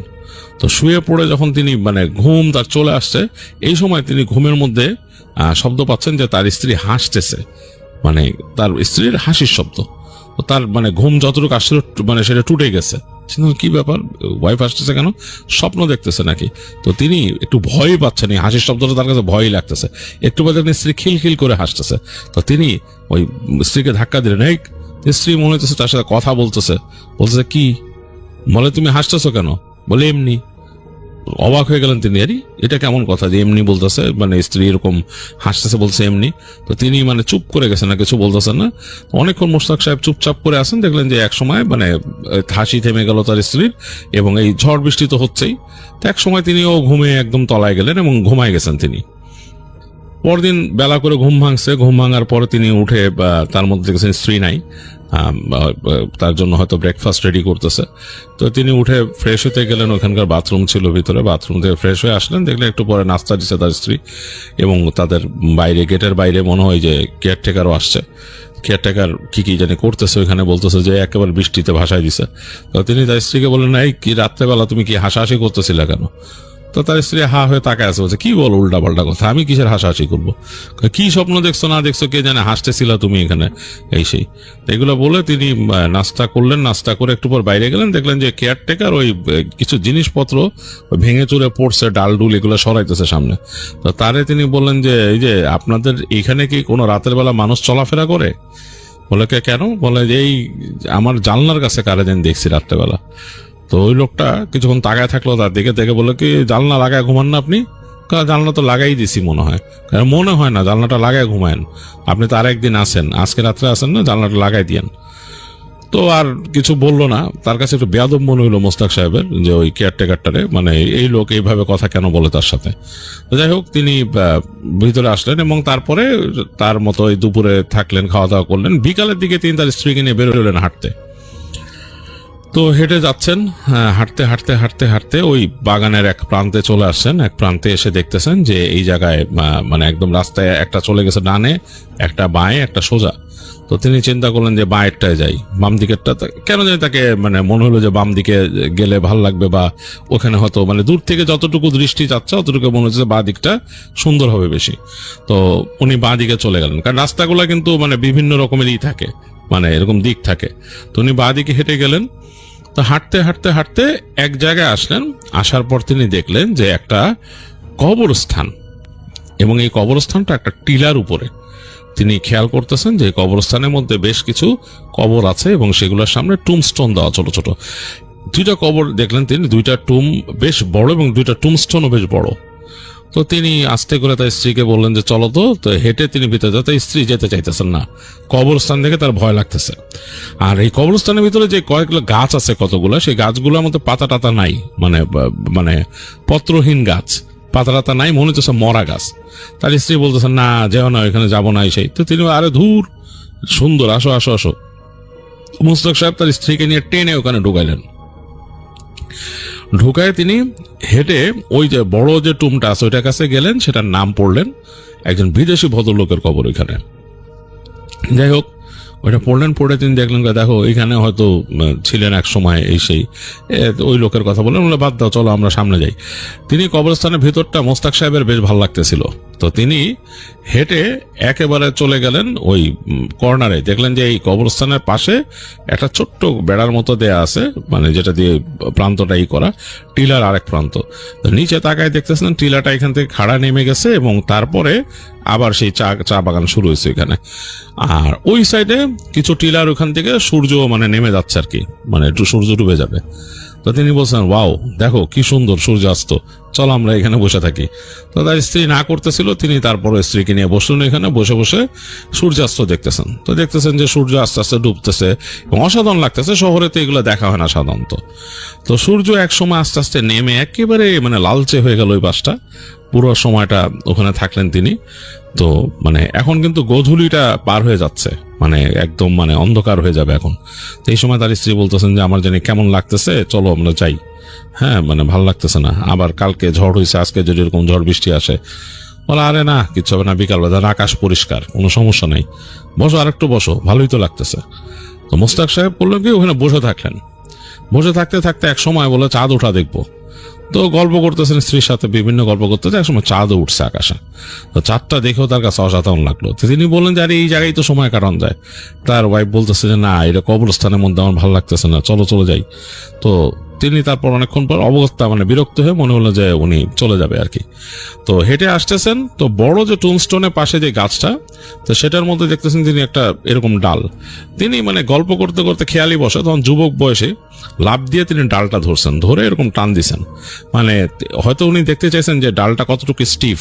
তো তার ওজনেই তিনি যেহেতু লাফ দিয়ে ধরে এটা টান দিছেন, তার ওজনেই মটাস করে ভেঙে গেল ডালটার গোড়া। তো এত বড় একটা ডাল, তিনি খুব হাসতেছেন দেখে মোস্তাক সাহেব ডাল নিয়ে তার স্ত্রীকে দেখাচ্ছেন লাঠির মতো হয়ে গেল, ভালো চলো রাত্রেবেলা যাচ্ছি তো রাস্তায়, লাইট লুইট কিচ্ছু নাই, ভালো হইলো একটা হাতে লাঠি থাকলো। তো ওই গাছটা থেকে যে তিনি লাঠিটা ভাঙছেন, গাছটা তখনও হালকা কাঁপতেছে। তো তার ওয়াইফ বললো যে এই কবরস্থানের ডাল নিয়ে আপনি যাবেন? বলে যে হ্যাঁ আরে কি দূর কি বলো তুমি, বলে তিনি হাঁটতেছেন এবং ওই লাঠিটা হাতে, বড় আর কি বেশ বড় একটা ডাল হাতে নিয়ে নিয়ে যাচ্ছেন। কবরস্থান থেকে বেরোলেন, বের হয়ে এখন একটু কনফিউজড হয়ে গেছেন তিনি যে তারা আসলে কোন দিক দিয়ে আসছেন। কারণ এইটা একটা টিলার মতো, তো নামার পরে যা যা দেখতেছেন সবই তার কাছে মনে হইতেছে যে কাইন্ড অফ মানে সেম, মানে এরকম উঁচা হয়ে গেছে, এরকম দূর থেকে ওরকমই মনে হচ্ছে। তো তার স্ত্রীকে তিনি বলতেছেন যে তোমার কি মনে আছে কোন দিক দিয়ে আসছিলাম? তার স্ত্রী বলে যে না আমি তো গুলায় ফেলছি, কেমন লাগতেছে, আমার কাছে মিল লাগতেছে না। তবে জীবনে যেহেতু অনেক বছর চা বাংলোতে থাকছি, অন্য চা বাংলো, আমার মনে হয় আমাদের এরকম ডান দিক দিয়ে যাওয়াই ঠিক হবে। আর মুরব্বীরাও বলে যে সবসময় ডান দিক দিয়ে যেতে। তো মোস্তাক সাহেব বলে আচ্ছা ঠিক আছে চলো ডান দিক দিয়ে যাই। তো ডান দিক দিয়ে হাঁটা শুরু করেন তারা। তো হাঁটতেছেন, রাস্তা কিন্তু তাদের কাছে মানে লাইক নতুনই মনে হচ্ছে, যে এইখান দিয়ে তারা আসছেন এটা মনে হচ্ছে না। তো হাঁটতে হাঁটতে তারা অনেক দূর চলে আসছে এবং তারা যেহেতু নবদম্পতি, তাদের মধ্যে অনেক গল্প হইতেছে এবং তারা নিজেদেরকে ডিসকভার করতেছেন এই হাঁটার মধ্যে দিয়ে। তো সুতরাং সময়টা এনজয় করতেছেন। তো হাঁটতে হাঁটতে আবারও তারা এই ভুল করে ফেলছে। এখন এসে কুল কিনারা পাচ্ছে না, এমন একটা জায়গায় আসছে, এটা হচ্ছে 4টা রাস্তার মিল, মানে ডানে গেছে, বামে গেছে, সোজা গেছে, এরকম আর কি। তো তখন বললো যে এখন কি করবো, যেহেতু আগের বার ডানে আসছি এবার বামে যাই। তো বামে ঢুকলো, এরকম হাঁটতে হাঁটতে হাঁটতে তারা এবার চলে আসলো একটা কম্পাউন্ডের কাছে। এই জায়গাটা হচ্ছে যে মনে হচ্ছে যে ঢুকতে যে একটা কম্পাউন্ড, মানে একটা মানে অফিসের মতো আর কি। তো দেখলো যে ঘর বাড়ি আছে, তো ওখানে হেঁটে ঢুকে গেল তারা দুইজনই। ঢুকে দেখতে ঘর বাড়ি ঠিক না, এইটা আসলে কোনো একটা অফিসের মতো ছিল, অথবা এখানে কোনো কিছু স্টক করা হইতো আর কি, মানে কোনো গোডাউন টাইপের ছিল, মানে এরকম ঘরের মতো করা, উপরে টিনের চাল দেয়া, কিন্তু এখন এখানে কিছু নাই বুঝতেছে। চাঁদের আলো এসে পড়ছে উঠানটার ভেতরে মানে পুরো যে উঠানটা এটার মধ্যে চাঁদের আলো এসে পড়ছে এবং বেশ অন্যরকম লাগতেছে, মানে একটু ভৌতিক লাগতেছে। মুস্তাক সাহেবের স্ত্রী তার একটু কাছে ঘেসে আসছেন, বলতেছে যে আমার কাছে একটু অন্যরকম লাগতেছে, চা বাগানে কিন্তু ভূত আছে, সে বলতেছে তার হাজবেন্ডকে। তো মুস্তাক সাহেব বলে, আরে বাদ দাও, ধুরো কি বলো, বলে তিনি হাঁটতেছেন, তার নিজের কাছেও অস্বস্তি লাগতেছে। তো তিনি তাকায় দেখতেছেন যে যে দুই পাশের যে এই গোডাউনের মতো জায়গাগুলা, সেগুলো হচ্ছে পুরনো আমলের করা মানে আর কি দালানের মতো, উপরে হচ্ছে কিন্তু টিনের চাল, এবং তিনি খেয়াল করে দেখছেন চাঁদের আলো পড়ে ওই টিনের চালগুলো অনেক ক্ষয়ে টয়ে গেছে আর কি, একদম শেষ, মানে ওগুলার খুব একটা অবস্থা নাই। তার মানে এগুলার ইউজ করা হয় না। এবং দরজাগুলো আমাদের তালা মারা, এবং যে তালাটা মারা সেই তালাটা দেখেও তিনি অবাক হইতেছেন যে তালাগুলো হচ্ছে যে পিটন তালা, মানে দুই পাশে পিঠা এরকম বানানো হয়, লোহার পাত লাগায় তৈরি করা হয়, সেরকম মোটা মোটা তালা। এবং এটা দেখা যাচ্ছে চাঁদের আলো এতটা উজ্জ্বল দেখা যাচ্ছে। তো যাই হোক, ওখানে হাঁটতে হাঁটতে তখন মোস্তাক সাহেবের একটা কিউরিয়াসিটি হলো, বললো যে আমি একটা রুমে কি ঢুকতে পারবো? তার স্ত্রী বলছে, না খবরদার, তুমি এখানে কোথাও ঢুকো না। তিনি তার স্ত্রীকে বললেন যে তুমি একটু দাঁড়াও, এখানে দাঁড়াও, একটা কোনায় দাঁড়ায় তিনি হেঁটে যে একটা দরজার দিকে, ওই যে ছোট বারান্দাটার মধ্যে উঠে তিনি ওই জানলা দিয়ে উকি দিলেন ভিতরে। উকি দিয়ে তিনি দেখার চেষ্টা করছেন, কিন্তু আলো নাই কিছু, ওনার হাতেও কোনো ফ্ল্যাশ লাইট নাই। তো তিনি এরকম দেখার চেষ্টা করতে একটু পরে আলো আধারি হয়ে আসার পর তিনি বুঝতেছেন যে ওই যে টিনের চাল যে ক্ষয়ে গেছে, জং ধরেই ওখান থেকে আলো এসে, চাঁদের আলো এসে পড়ছে ভিতরে হালকা, সেটা আলো আধারিতে ঘরটার অবস্থান দেখা যাচ্ছে, যে ভিতরে ঘর আছে, দরজার মধ্যে কিন্তু তালা মারা, কিন্তু ঘরের ভেতরটা দেখা যাচ্ছে। তিনি খালি একটা ঘর, একটা টেবিলের মতো পড়ে রয়েছে আসবাবপত্র, মানে একটা মাকড়সার জাল টাল ছাওয়া বুঝতেছেন তিনি। তো তিনি যখন নাকি এই অবস্থা দেখছেন, হঠাৎ করে তিনি তার ওয়াইফের ডাক শুনেন পেছন থেকে, একদম তার নাম ধরে ডাকতেছে, মুস্তাক। তো এইবার তার গাটা কেমন শিরশির করে উঠছে, এইভাবে তার স্ত্রী তাকে ডাকে না। তো তিনি ফিরলেন, ফিরে বলতে কি ব্যাপার, ও সেদিকে আসো, তাড়াতাড়ি ডাকছে তাকে। তো তিনি গেলেন, বলে চলো। তো তিনি বলতেন, তুমি এভাবে কথা বলতেছো কেন? তার স্ত্রী বলছে চলো, মানে তাকে মানে কোনো দিচ্ছে না আর কি, মানে রেসপন্স করতেছে না তার স্ত্রী, এবং তাকে নিয়ে হাঁটা শুরু করলো। এবং তার স্ত্রী রাস্তার মধ্যে তার সাথে আর কোনো কথা বললো না। এবং হাঁটতে হাঁটতে যেই রাস্তাগুলো আসলে মানে মোস্তাক সাহেব কিন্তু কিছুই চিন্তা ছিল না কিভাবে ব্যাক করবে। খুবই অবাক করা কাণ্ড, চা বাগানের মধ্যে দিয়ে নিয়ে এসে তাকে তাদের কোয়ার্টারে নিয়ে আসলো। তার স্ত্রী ঢুকে গেল, একদম বাসায় ঢুকে গেল, কোনো কথাই বললো না তার সাথে। মোস্তাক সাহেব ওই হাতের ডালটাকে ফেলে রেখে বারান্দায় ভিতরে চলে গেল। ভিতরে গিয়ে দেখতেছে যে তার স্ত্রী ঘরে চলে গেছে, বাথরুমে চলে গেছে। তো তিনিও আর কোনো কথা বললেন না। তিনি চিন্তা করলেন হঠাৎ করে কি হলো, এরকম মুড সুইং কেন করলো। যাই হোক, তিনি তার মতো চেঞ্জ করে, যেভাবে গেছিলেন চেঞ্জ করে, তার কাপড় চেঞ্জ করে তিনি এসে বসলেন বারান্দায়। তিনি চিন্তা করছেন তার স্ত্রী আসবে বারান্দায়। তো কিছুক্ষণ বসে থাকার পর দেখা যায় তার স্ত্রী আসতেছে না। কি ব্যাপার? তিনি রুমে ঢুকলেন, ঢুকে দিয়ে দেখলেন তার স্ত্রী বিছানায় শোয়া, এবং বাতি নিভাই দিছে ঘরের, মানে লাইটটা নিভাই দিয়ে ঘুমায় আছে, শুয়ে রয়েছে বিছানায়। তো তিনি তার স্ত্রীকে জিজ্ঞেস করছেন, এই তুমি ঠিক আছো, সব ঠিক আছে? তার স্ত্রী তাকে বলতেছে, তুমি বেশি কথা বলো না তো, আমার মাথা ব্যথা করতেছে, ওই যে খাবার রেখে গেছিল খাবারটা টেবিলে রাখা আছে, তুমি খেয়ে নাও, আমি এখন খাবো না, তুমি খেয়ে তুমিও শুয়ে পড়ো। তো এই বলে তার স্ত্রী শুয়ে আছে। তো মুস্তাক সাহেব খুব হতভম্ব হয়ে গেছেন যে কি ব্যাপার, হঠাৎ করে তার স্ত্রী এরকম কেন হয়ে গেল, কোনো কথা নাই বার্তা নাই, মানে জিনিসটা পুরাই একটা ডিফারেন্ট একটা জিনিস। তো মুস্তাক সাহেব গেলেন তার টেবিলের দিকে, এবং গিয়ে দেখলেন যে আসলেই ওই খাবার রেখে গেছিল কেয়ারটেকার লোকটা, সে খাবার রয়েছে। তো তিনিও আর আসলে কথা না বলে, তার খিদা লাগছিল, তিনি খেয়ে নিলেন। খেয়ে দিয়ে তিনি দেখতেছেন, মানে রুমের মধ্যে আবার এসে দেখতেছেন যে তার স্ত্রী মানে ঘুমাচ্ছে, মানে একদম মনে হচ্ছে যে একদম বেঘর ঘুমে আছে। তো তিনি আর ওইখানের লাইটটা জ্বালাইলেন না, তিনি সোজা যে বারান্দায় চলে গেলেন। বারান্দায় বাতি জ্বালান নেই, তিনি অনেকক্ষণ বসে থাকলেন বারান্দায়। বাতাস বইতেছে, আশেপাশের পরিবেশ এরকম যে আজকে আর ওই গানের শব্দ টব্দ কিছু নাই, দূরের গানের শব্দ টব্দ কিছু নাই। কিন্তু অনেকক্ষণ বসে থাকার পর তিনি হঠাৎ করে একটা শব্দ পেলেন, এবং শব্দটা মনে হলো যে কেউ জোরে জোরে শ্বাস ফেলতেছে। তিনি যে বারান্দাটা বসা, ঠিক বারান্দার নিচের অংশে, মানে বারান্দাটা কিন্তু পাকা করা, বারান্দার থেকে আবার নেমে গেছে দুই পাশে, মানে সিঁড়ি দিয়ে উঠতে হয় বারান্দায়, কয়েক সিঁড়ি দিয়ে। তো দুই পাশে নিচু অংশটা, তার মনে হলো কেউ যেন নিচু অংশে শ্বাস ফেলতেছে জোরে। তো একটু মানে অবাক হলেন তিনি যে কে শ্বাস ফেলতেছে, মনে হচ্ছে মানে মানে একটা মানুষ যদি জোরে জোরে নিঃশ্বাস নেয় এরকম। তো তিনি তাড়াতাড়ি ওই যে বসেছিলেন চেয়ার থেকে উঠে তাকাইলেন নিচের দিকে, তো কেউ নাই, পুরো জায়গাটা ফাঁকা। একটু আগে তিনি স্পষ্ট শুনছেন যেখানে কেউ শ্বাস ফেলতেছে। তো মোস্তাক সাহেব ভাবলেন যে আসলেই তো মানে চা বাগান নিয়ে তো যেহেতু কথা আছে কিছু, ঠিক না, এরকম মানে কি হয় না হয় এটার কোনো আগা মাথা নেই, বাদ দেই, আমি যাই, উঠে যাই এখান থেকে। তো সে উঠে গিয়ে রুমের মধ্যে দরজা লাগাই দিয়ে, যে রুমটা দরজা লাগাই দেওয়ার পর কিন্তু বেশ অন্ধকার, লাইট তো জ্বালান নাই ওখানে, তিনি যে তার স্ত্রীর পাশে শুয়ে পড়লেন। তো এরকম অনেকক্ষণ হয়েছে, তার এক সময় ক্লান্ত লাগা শুরু করলো, মনে হলো যে ঘুমায় যাও, ঘুম এসে পড়ছে আর কি, এরকম একটা অবস্থা। তো যখন তিনি একদম ঘুমায় যাবেন, চোখটা একদম লেগে আসছে, এই সময় তিনি দরজার মধ্যে নক শুনলেন। তাদের ঘরের যে মেইন দরজা ধাম ধাম ধাম ধাম নক করতেছে কেউ। তো মোশতাক সাহেব তখন একটু ভয় পাইছেন নক শুনে, এরকম রাতের বেলা, তখন অলরেডি 10টা-11টা বাজে এরকম। তিনি বলছে, কে কে? তো তিনি তাকাচ্ছেন তার ওয়াইফের দিকে, মানে ঘরের মধ্যে কিন্তু আলো আধারি, কারণ ঘরটা পুরোপুরি তখনও মানে অন্ধকার হয়ে যায় নাই, চারপাশে যেহেতু ওই যে ফাঁক ফোকর দিয়ে হালকা আলো আসতেছে, অ্যাম্বিয়ান আলো। তো তিনি স্ত্রীর দিকে তাকাইতেছেন, দেখা যাচ্ছে তার স্ত্রীকে তিনি বুঝতে পারছেন শুয়ে আছে। দেখলো যে তার স্ত্রীর নড়াচড়া নাই, সে তার মতোই শুয়ে আছে। তো তিনি বুঝলেন যে বেঘরে ঘুমাইতেছে স্ত্রী। তো তিনি কে কে বলতেছেন, তো কোনো উত্তর নাই। তো তিনি উঠে গেছেন, বিছানার থেকে উঠে মোশতাক সাহেব সামনে হাঁটতে হাঁটতে সামনে গেছেন দরজার দিকে। তো ওই পাশ থেকে তার শ্বশুরের কণ্ঠ তিনি শুনতেছেন, মুশতাক। তো মোশতাক সাহেব পুরা হকচকায় গেছেন যে এত রাতের বেলা শ্বশুরের কণ্ঠ, শ্বশুর কোথেকে আসেন, ঢাকায় থাকে, এখানে এসে কিভাবে এত রাতের বেলা?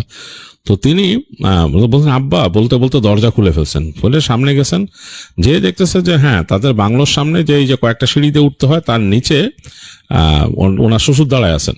তিনি এই চাঁদের আলো কিন্তু পুরো স্পষ্ট না, মানে আবছা হয়ে গেছে, কারণ মেঘে ঢাকা।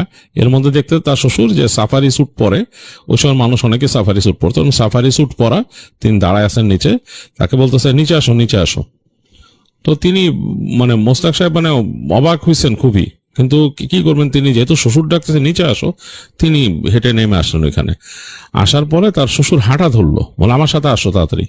তো তিনি বলে কি ব্যাপার, মানে তিনি বলছেন আব্বা কোত্থেকে আসছেন, ঢাকার থেকে আসছেন, মানে কখন আসছেন, কি ব্যাপার, আপনি একা? এগুলো বলতেছেন, কিন্তু তার শ্বশুর কোনো উত্তর দিচ্ছে না, বলছে আসো। ঠিক আছে। তো শ্বশুর হাঁটতেছে, মোশতাক সাহেবও হাঁটতেছে, এবং তার পায়ে জাস্ট চপ্পল, স্যান্ডেল, আর তিনি একটা পায়জামা পরা ছিলেন, আর সাথে গেঞ্জি। ঠান্ডা ঠান্ডা লাগতেছে বেশ, মানে যদিও তখন শীতের সময় না, বাট বেশ ঠান্ডা লাগতেছে রাতের বেলা বাতাসে।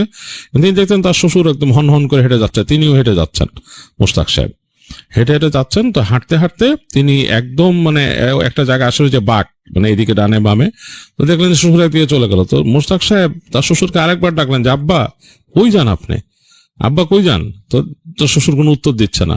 তো তিনি হাঁটতে হাঁটতে শ্বশুরকে ফলো করে চলে গেলেন সেই যে কবরস্থান, যে সে কবরস্থানের কাছে নিয়ে গেছে তার শ্বশুর। তো তিনি মোশতাক সাহেব তখন জিজ্ঞেস করছে, আব্বা এখানে কি করেন? এখানে তো বিকালে আসছিলাম, কি ব্যাপার এখানে? তো তার শ্বশুর জাস্ট কবরস্থানে গেটে গেছে, ঘুরে দাঁড়ায় বললো, আসো আসো, তুমি এদিকে আসো।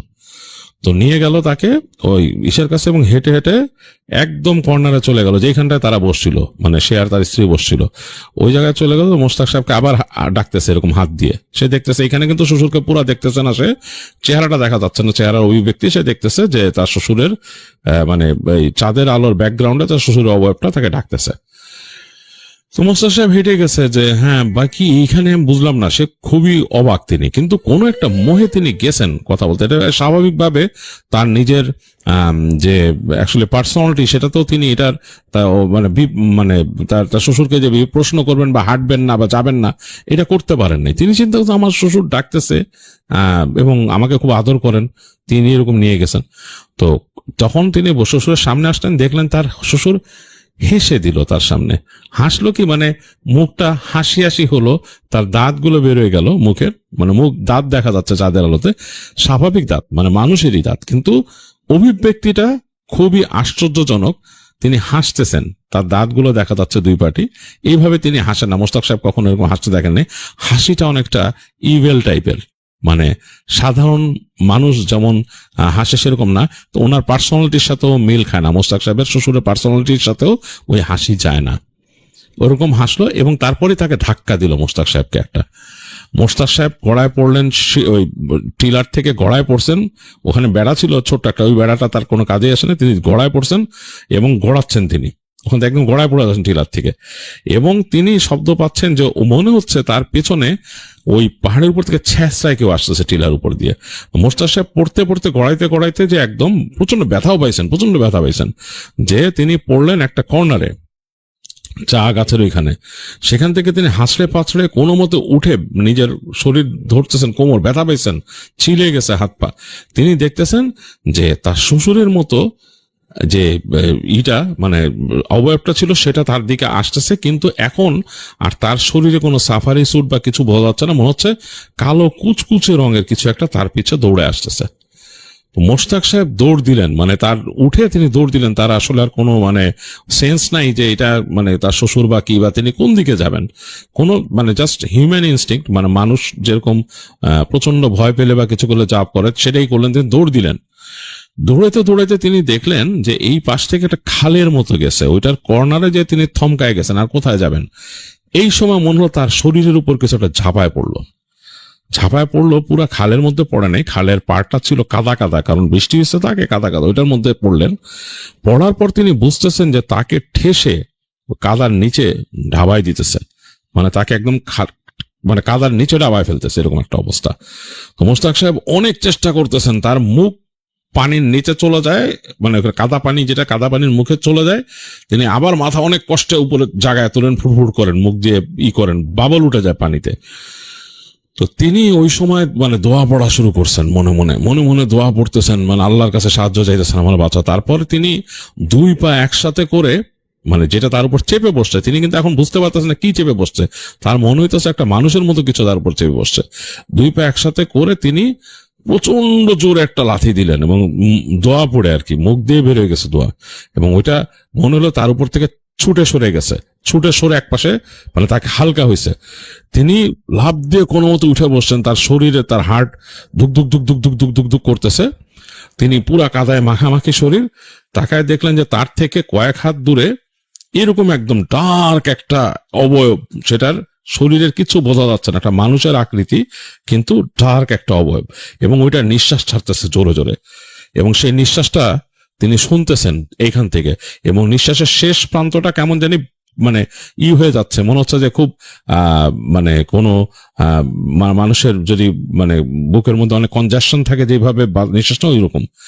তারপর দেখলো যে কালো জিনিসটা আবার ছুটে আসছে, তো তিনি তখন জোরে জোরে সূরা পড়া শুরু করছেন মোশতাক সাহেব। তিনি খুব বেশি প্র্যাকটিসিং কোনো মানুষ ছিলেন না, ধর্মীয় প্র্যাকটিস খুব একটা করতেন না, কিন্তু তার সূরা জানা ছিল, ছোটকাল থেকে পড়ছেন অনেকবার, এবং তিনি শিখছেন ছোটকাল থেকে, তার বাবা মা শিখাইছে, এর জন্য তিনি সূরা পড়া শুরু করলেন জোরে। তো যখন তিনি সূরা পড়তেছেন তখন মনে হলো যে ওইটা একটা অদৃশ্য দেয়ালের মতো এসে ধাক্কা খেয়ে গেল, তার সাথে ওই কালো অবয়বটা একটা ধাক্কা খেয়ে গেল, মানে বাড়ি খেয়ে পড়ে যায় যেরকম সেরকম। তো মোশতাক সাহেব বুঝলেন যে তিনি মানে আল্লাহর কাছ থেকে একটা প্রোটেকশন পাইছেন। তিনি দোয়া পড়তে পড়তে দৌড় দিলেন একদিকে, তিনি দিক বিদিক আসলে শূন্য হয়ে গেছেন, তার আসলে তো মাথায় কোনো নাই যে তিনি কোথায় যাচ্ছেন। তো তিনি দৌড়াইতে দৌড়াইতে তিনি আসলে কিন্তু ঘুরে ওই যে টিলাটা ছিল, যে টিলাটার থেকে তিনি পড়ে গেছেন, ওই টিলার পাশ ঘিরেই তিনি বেরোইছেন, এবং বের হয়েই তিনি সোজা যেই জায়গার পুরো সোজা দৌড়াইছেন। দৌড়াইতে দৌড়াইতে তিনি কিন্তু সাথে দোয়া পড়তেছেন, আর তার বুকের মধ্যে মানে প্রচন্ড ওঠানামা করতেছে, তার ভিতরে তার মানে হার্টবিট প্রচন্ড বেড়ে গেছে আর কি, আর মানে নিঃশ্বাস বন্ধ হয়ে আসতেছে, কারণ এত দূর দৌড়াইছেন এবং তাকে চেপে ধরছিল কেউ, এরকম একটা অবস্থা। তো যাই হোক, দৌড়াইতে দৌড়াইতে একসময় খুবই আশ্চর্যজনক ব্যাপার যে তিনি ঠিক সেই মানে তাদের যে বাংলোটা ছিলেন ওইটার কাছেই চলে আসছেন। তো ওইখানে এসে তিনি দেখতেছেন যে তার স্ত্রী তার বাংলোর থেকে, কিন্তু এই যে তাদের যে বাংলোর থেকে সোজা সিঁড়িতে নেমে একটা সোজা জায়গা, একদম সামনে গেলে এক কর্নারে একটা গাছ আছে, তারপর মোটামুটি বেশ উঁচু একটা টিলা, ওইটার কর্নারে তার স্ত্রী দাঁড়ায় আছে।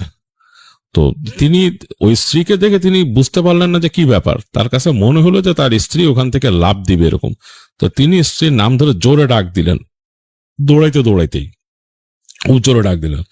তো তার কাছে মনে হলো যে তার স্ত্রী কেঁপে উঠে ধাপ করে মাটিতে পড়ে গেল, মানে ঘুমের মধ্যে হাঁটতেছিল তার স্ত্রী।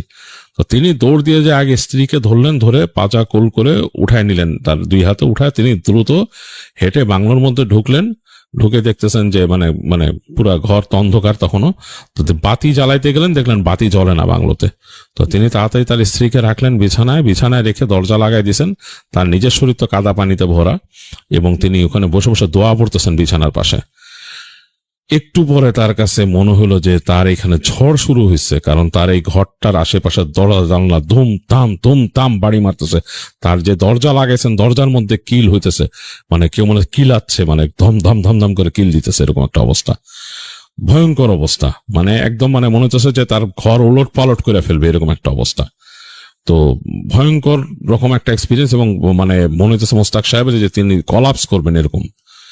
তো কতক্ষণ গেছিলাম জানেন না, তো তিনি এই সময় হাঁক ডাক শুনলেন, কিছু মানে শব্দ শুনলেন। তো তারপর দেখলেন যে ওখান থেকে ওই মানে তার জানলার ফাঁক দিয়ে তিনি দেখছেন বাতি, মানে বাতি নিয়ে আসতেছে কেউ, টর্চ লাইটের আলো, ইসের আলো। তো তারপরে একটু পরে দেখুন তার গেটে নক হলো। তো কেয়ারটেকার তাকে জিজ্ঞেস করতেছে যে মোস্তাক সাহেব আপনি আছেন এখানে? এই সেই। তো তিনি কিছুক্ষণ চুপ করেছিলেন মোস্তাক সাহেব ভয়ে। তার বললেন যে হ্যাঁ আসি। লাইটের আলো যখন দেখছে তখন আসি। তো বলছে গেট খুলেন, গেট খুলেন। তো তখন তিনি দরজা খুলছেন, খোলার পর দেখলেন কেয়ারটেকার ঢুকছে। ঢুকেই যে সোজা যে ওইখানে মেন সুইচ আছে, মেন সুইচটা অন করে দিল টাচ করে। মানে মেন সুইচ পড়ে গেছিল, ওটা অন করছে, সাথে সাথে বাতি জ্বালালো, বাতি জ্বলে উঠলো। তো বললো যে আপনার এখানে মানে সমস্যা হয়েছে তো না, একদম জিজ্ঞেস করতেছে কেয়ারটেকার। তো মোস্তাক সাহেব বললো হ্যাঁ। আপনার এর জন্য বলছিলাম বারান্দা টারান্দায় বসেন না, আপনি কি করছেন আজকে, কই কই গেছেন? তো বলতেছে যে আমি এরকম গেছিলাম এখান থেকে হেঁটে এরকম এসে কবরস্থান ঢুকছেন কেন আপনি? ঢুকছি, দেখছি ভালো লাগছে এসে। এখন বুঝছেন তো কবরস্থান ঢোকাতে কি হয়েছে? আপনারা বলছিলাম যে বেশি ওদিক ওদিক যান না, রাত্রেবেলা বসেন না বাইরে। আরে কবরস্থান আপনি আমারও তো ডাকবেন কোথাও গেলে, এখানে কোথাও যাইতে হয়, জায়গাটা ভালো না, কি হয়েছে আপনার? আপনার শরীর এরকম কেন কাদা মাদা? তখন মোস্তাক সাহেব বলে যে আমি তো ওখানে গেছিলাম, মনে হলো যে আমার শ্বশুর এসে ডাকছে। বলে ওইটা আপনারা সারের ধরে নিয়ে গেছে এখান থেকে ডাইকা, এই জায়গাটা খারাপ, এখানে অনেক খারাপ জিনিস আছে, আপনারা সারের চুল ধরে নিয়ে গেছে এখানে। আর আপনি কি ম্যাডাম যে ওখানে যে পড়েছে আপনি বললেন নিয়ে আসছেন ঘরে, ওনার কি হুঁশ ফিরছে? বলে যে না, আসেন ওনার হুঁশ ফিরান। তো পানি নিয়ে আসলো ঘর থেকে, তারা ওই অবস্থায় পানি ছিটায় এবং দোয়া পুড়ে পুড়ে ফু দিয়ে দিল। একটু পরে মোস্তাক সাহেবের স্ত্রীর মানে হুঁশ ফিরছে, উঠছে।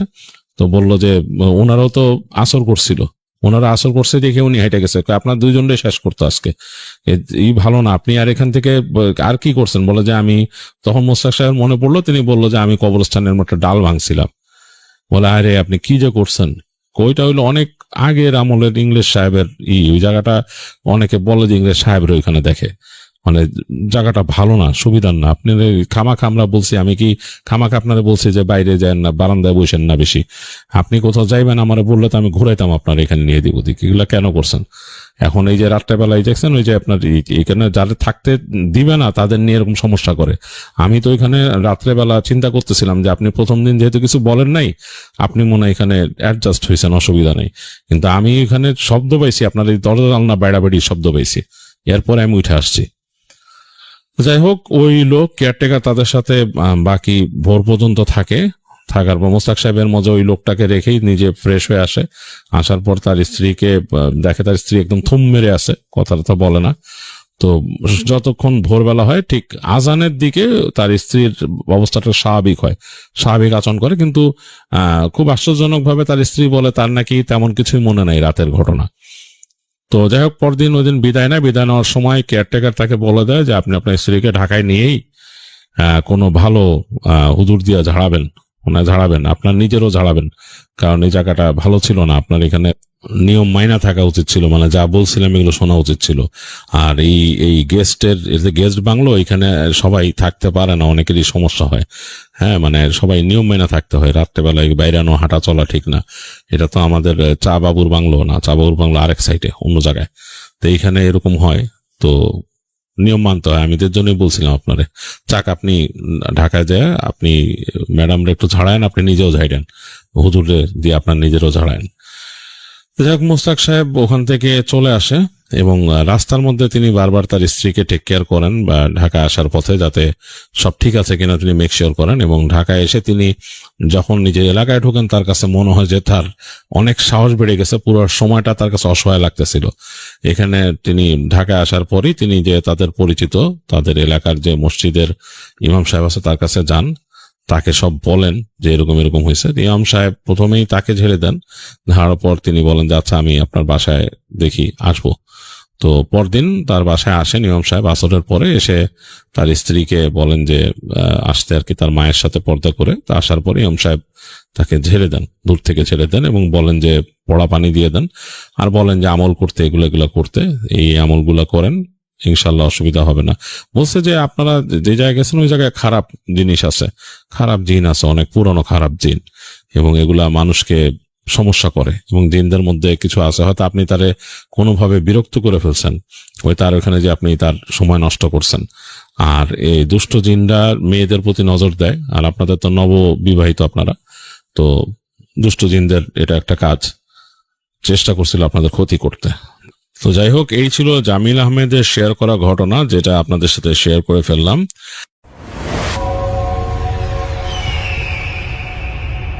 হ্যালো লিসেনার্স, আশা করি ঘটনাগুলো আপনাদের ভালো লেগেছে। আমি চেষ্টা করেছি বাছাই করে ঘটনাগুলো আপনাদের মাঝে শেয়ার করার। আমি প্রতিদিনই ঘটনাগুলো বাছাই করে আপনাদের মাঝে একটি করে এপিসোড শেয়ার করার চেষ্টা করি। যদি আমার ঘটনাগুলো একটু ভালো লাগে তাহলে অবশ্যই এই চ্যানেলটি সাবস্ক্রাইব করবেন।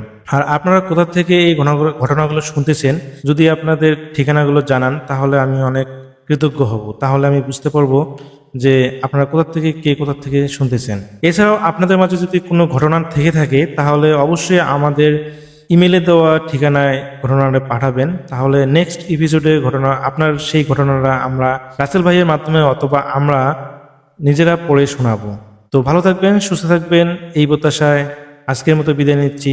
আল্লাহ হাফেজ।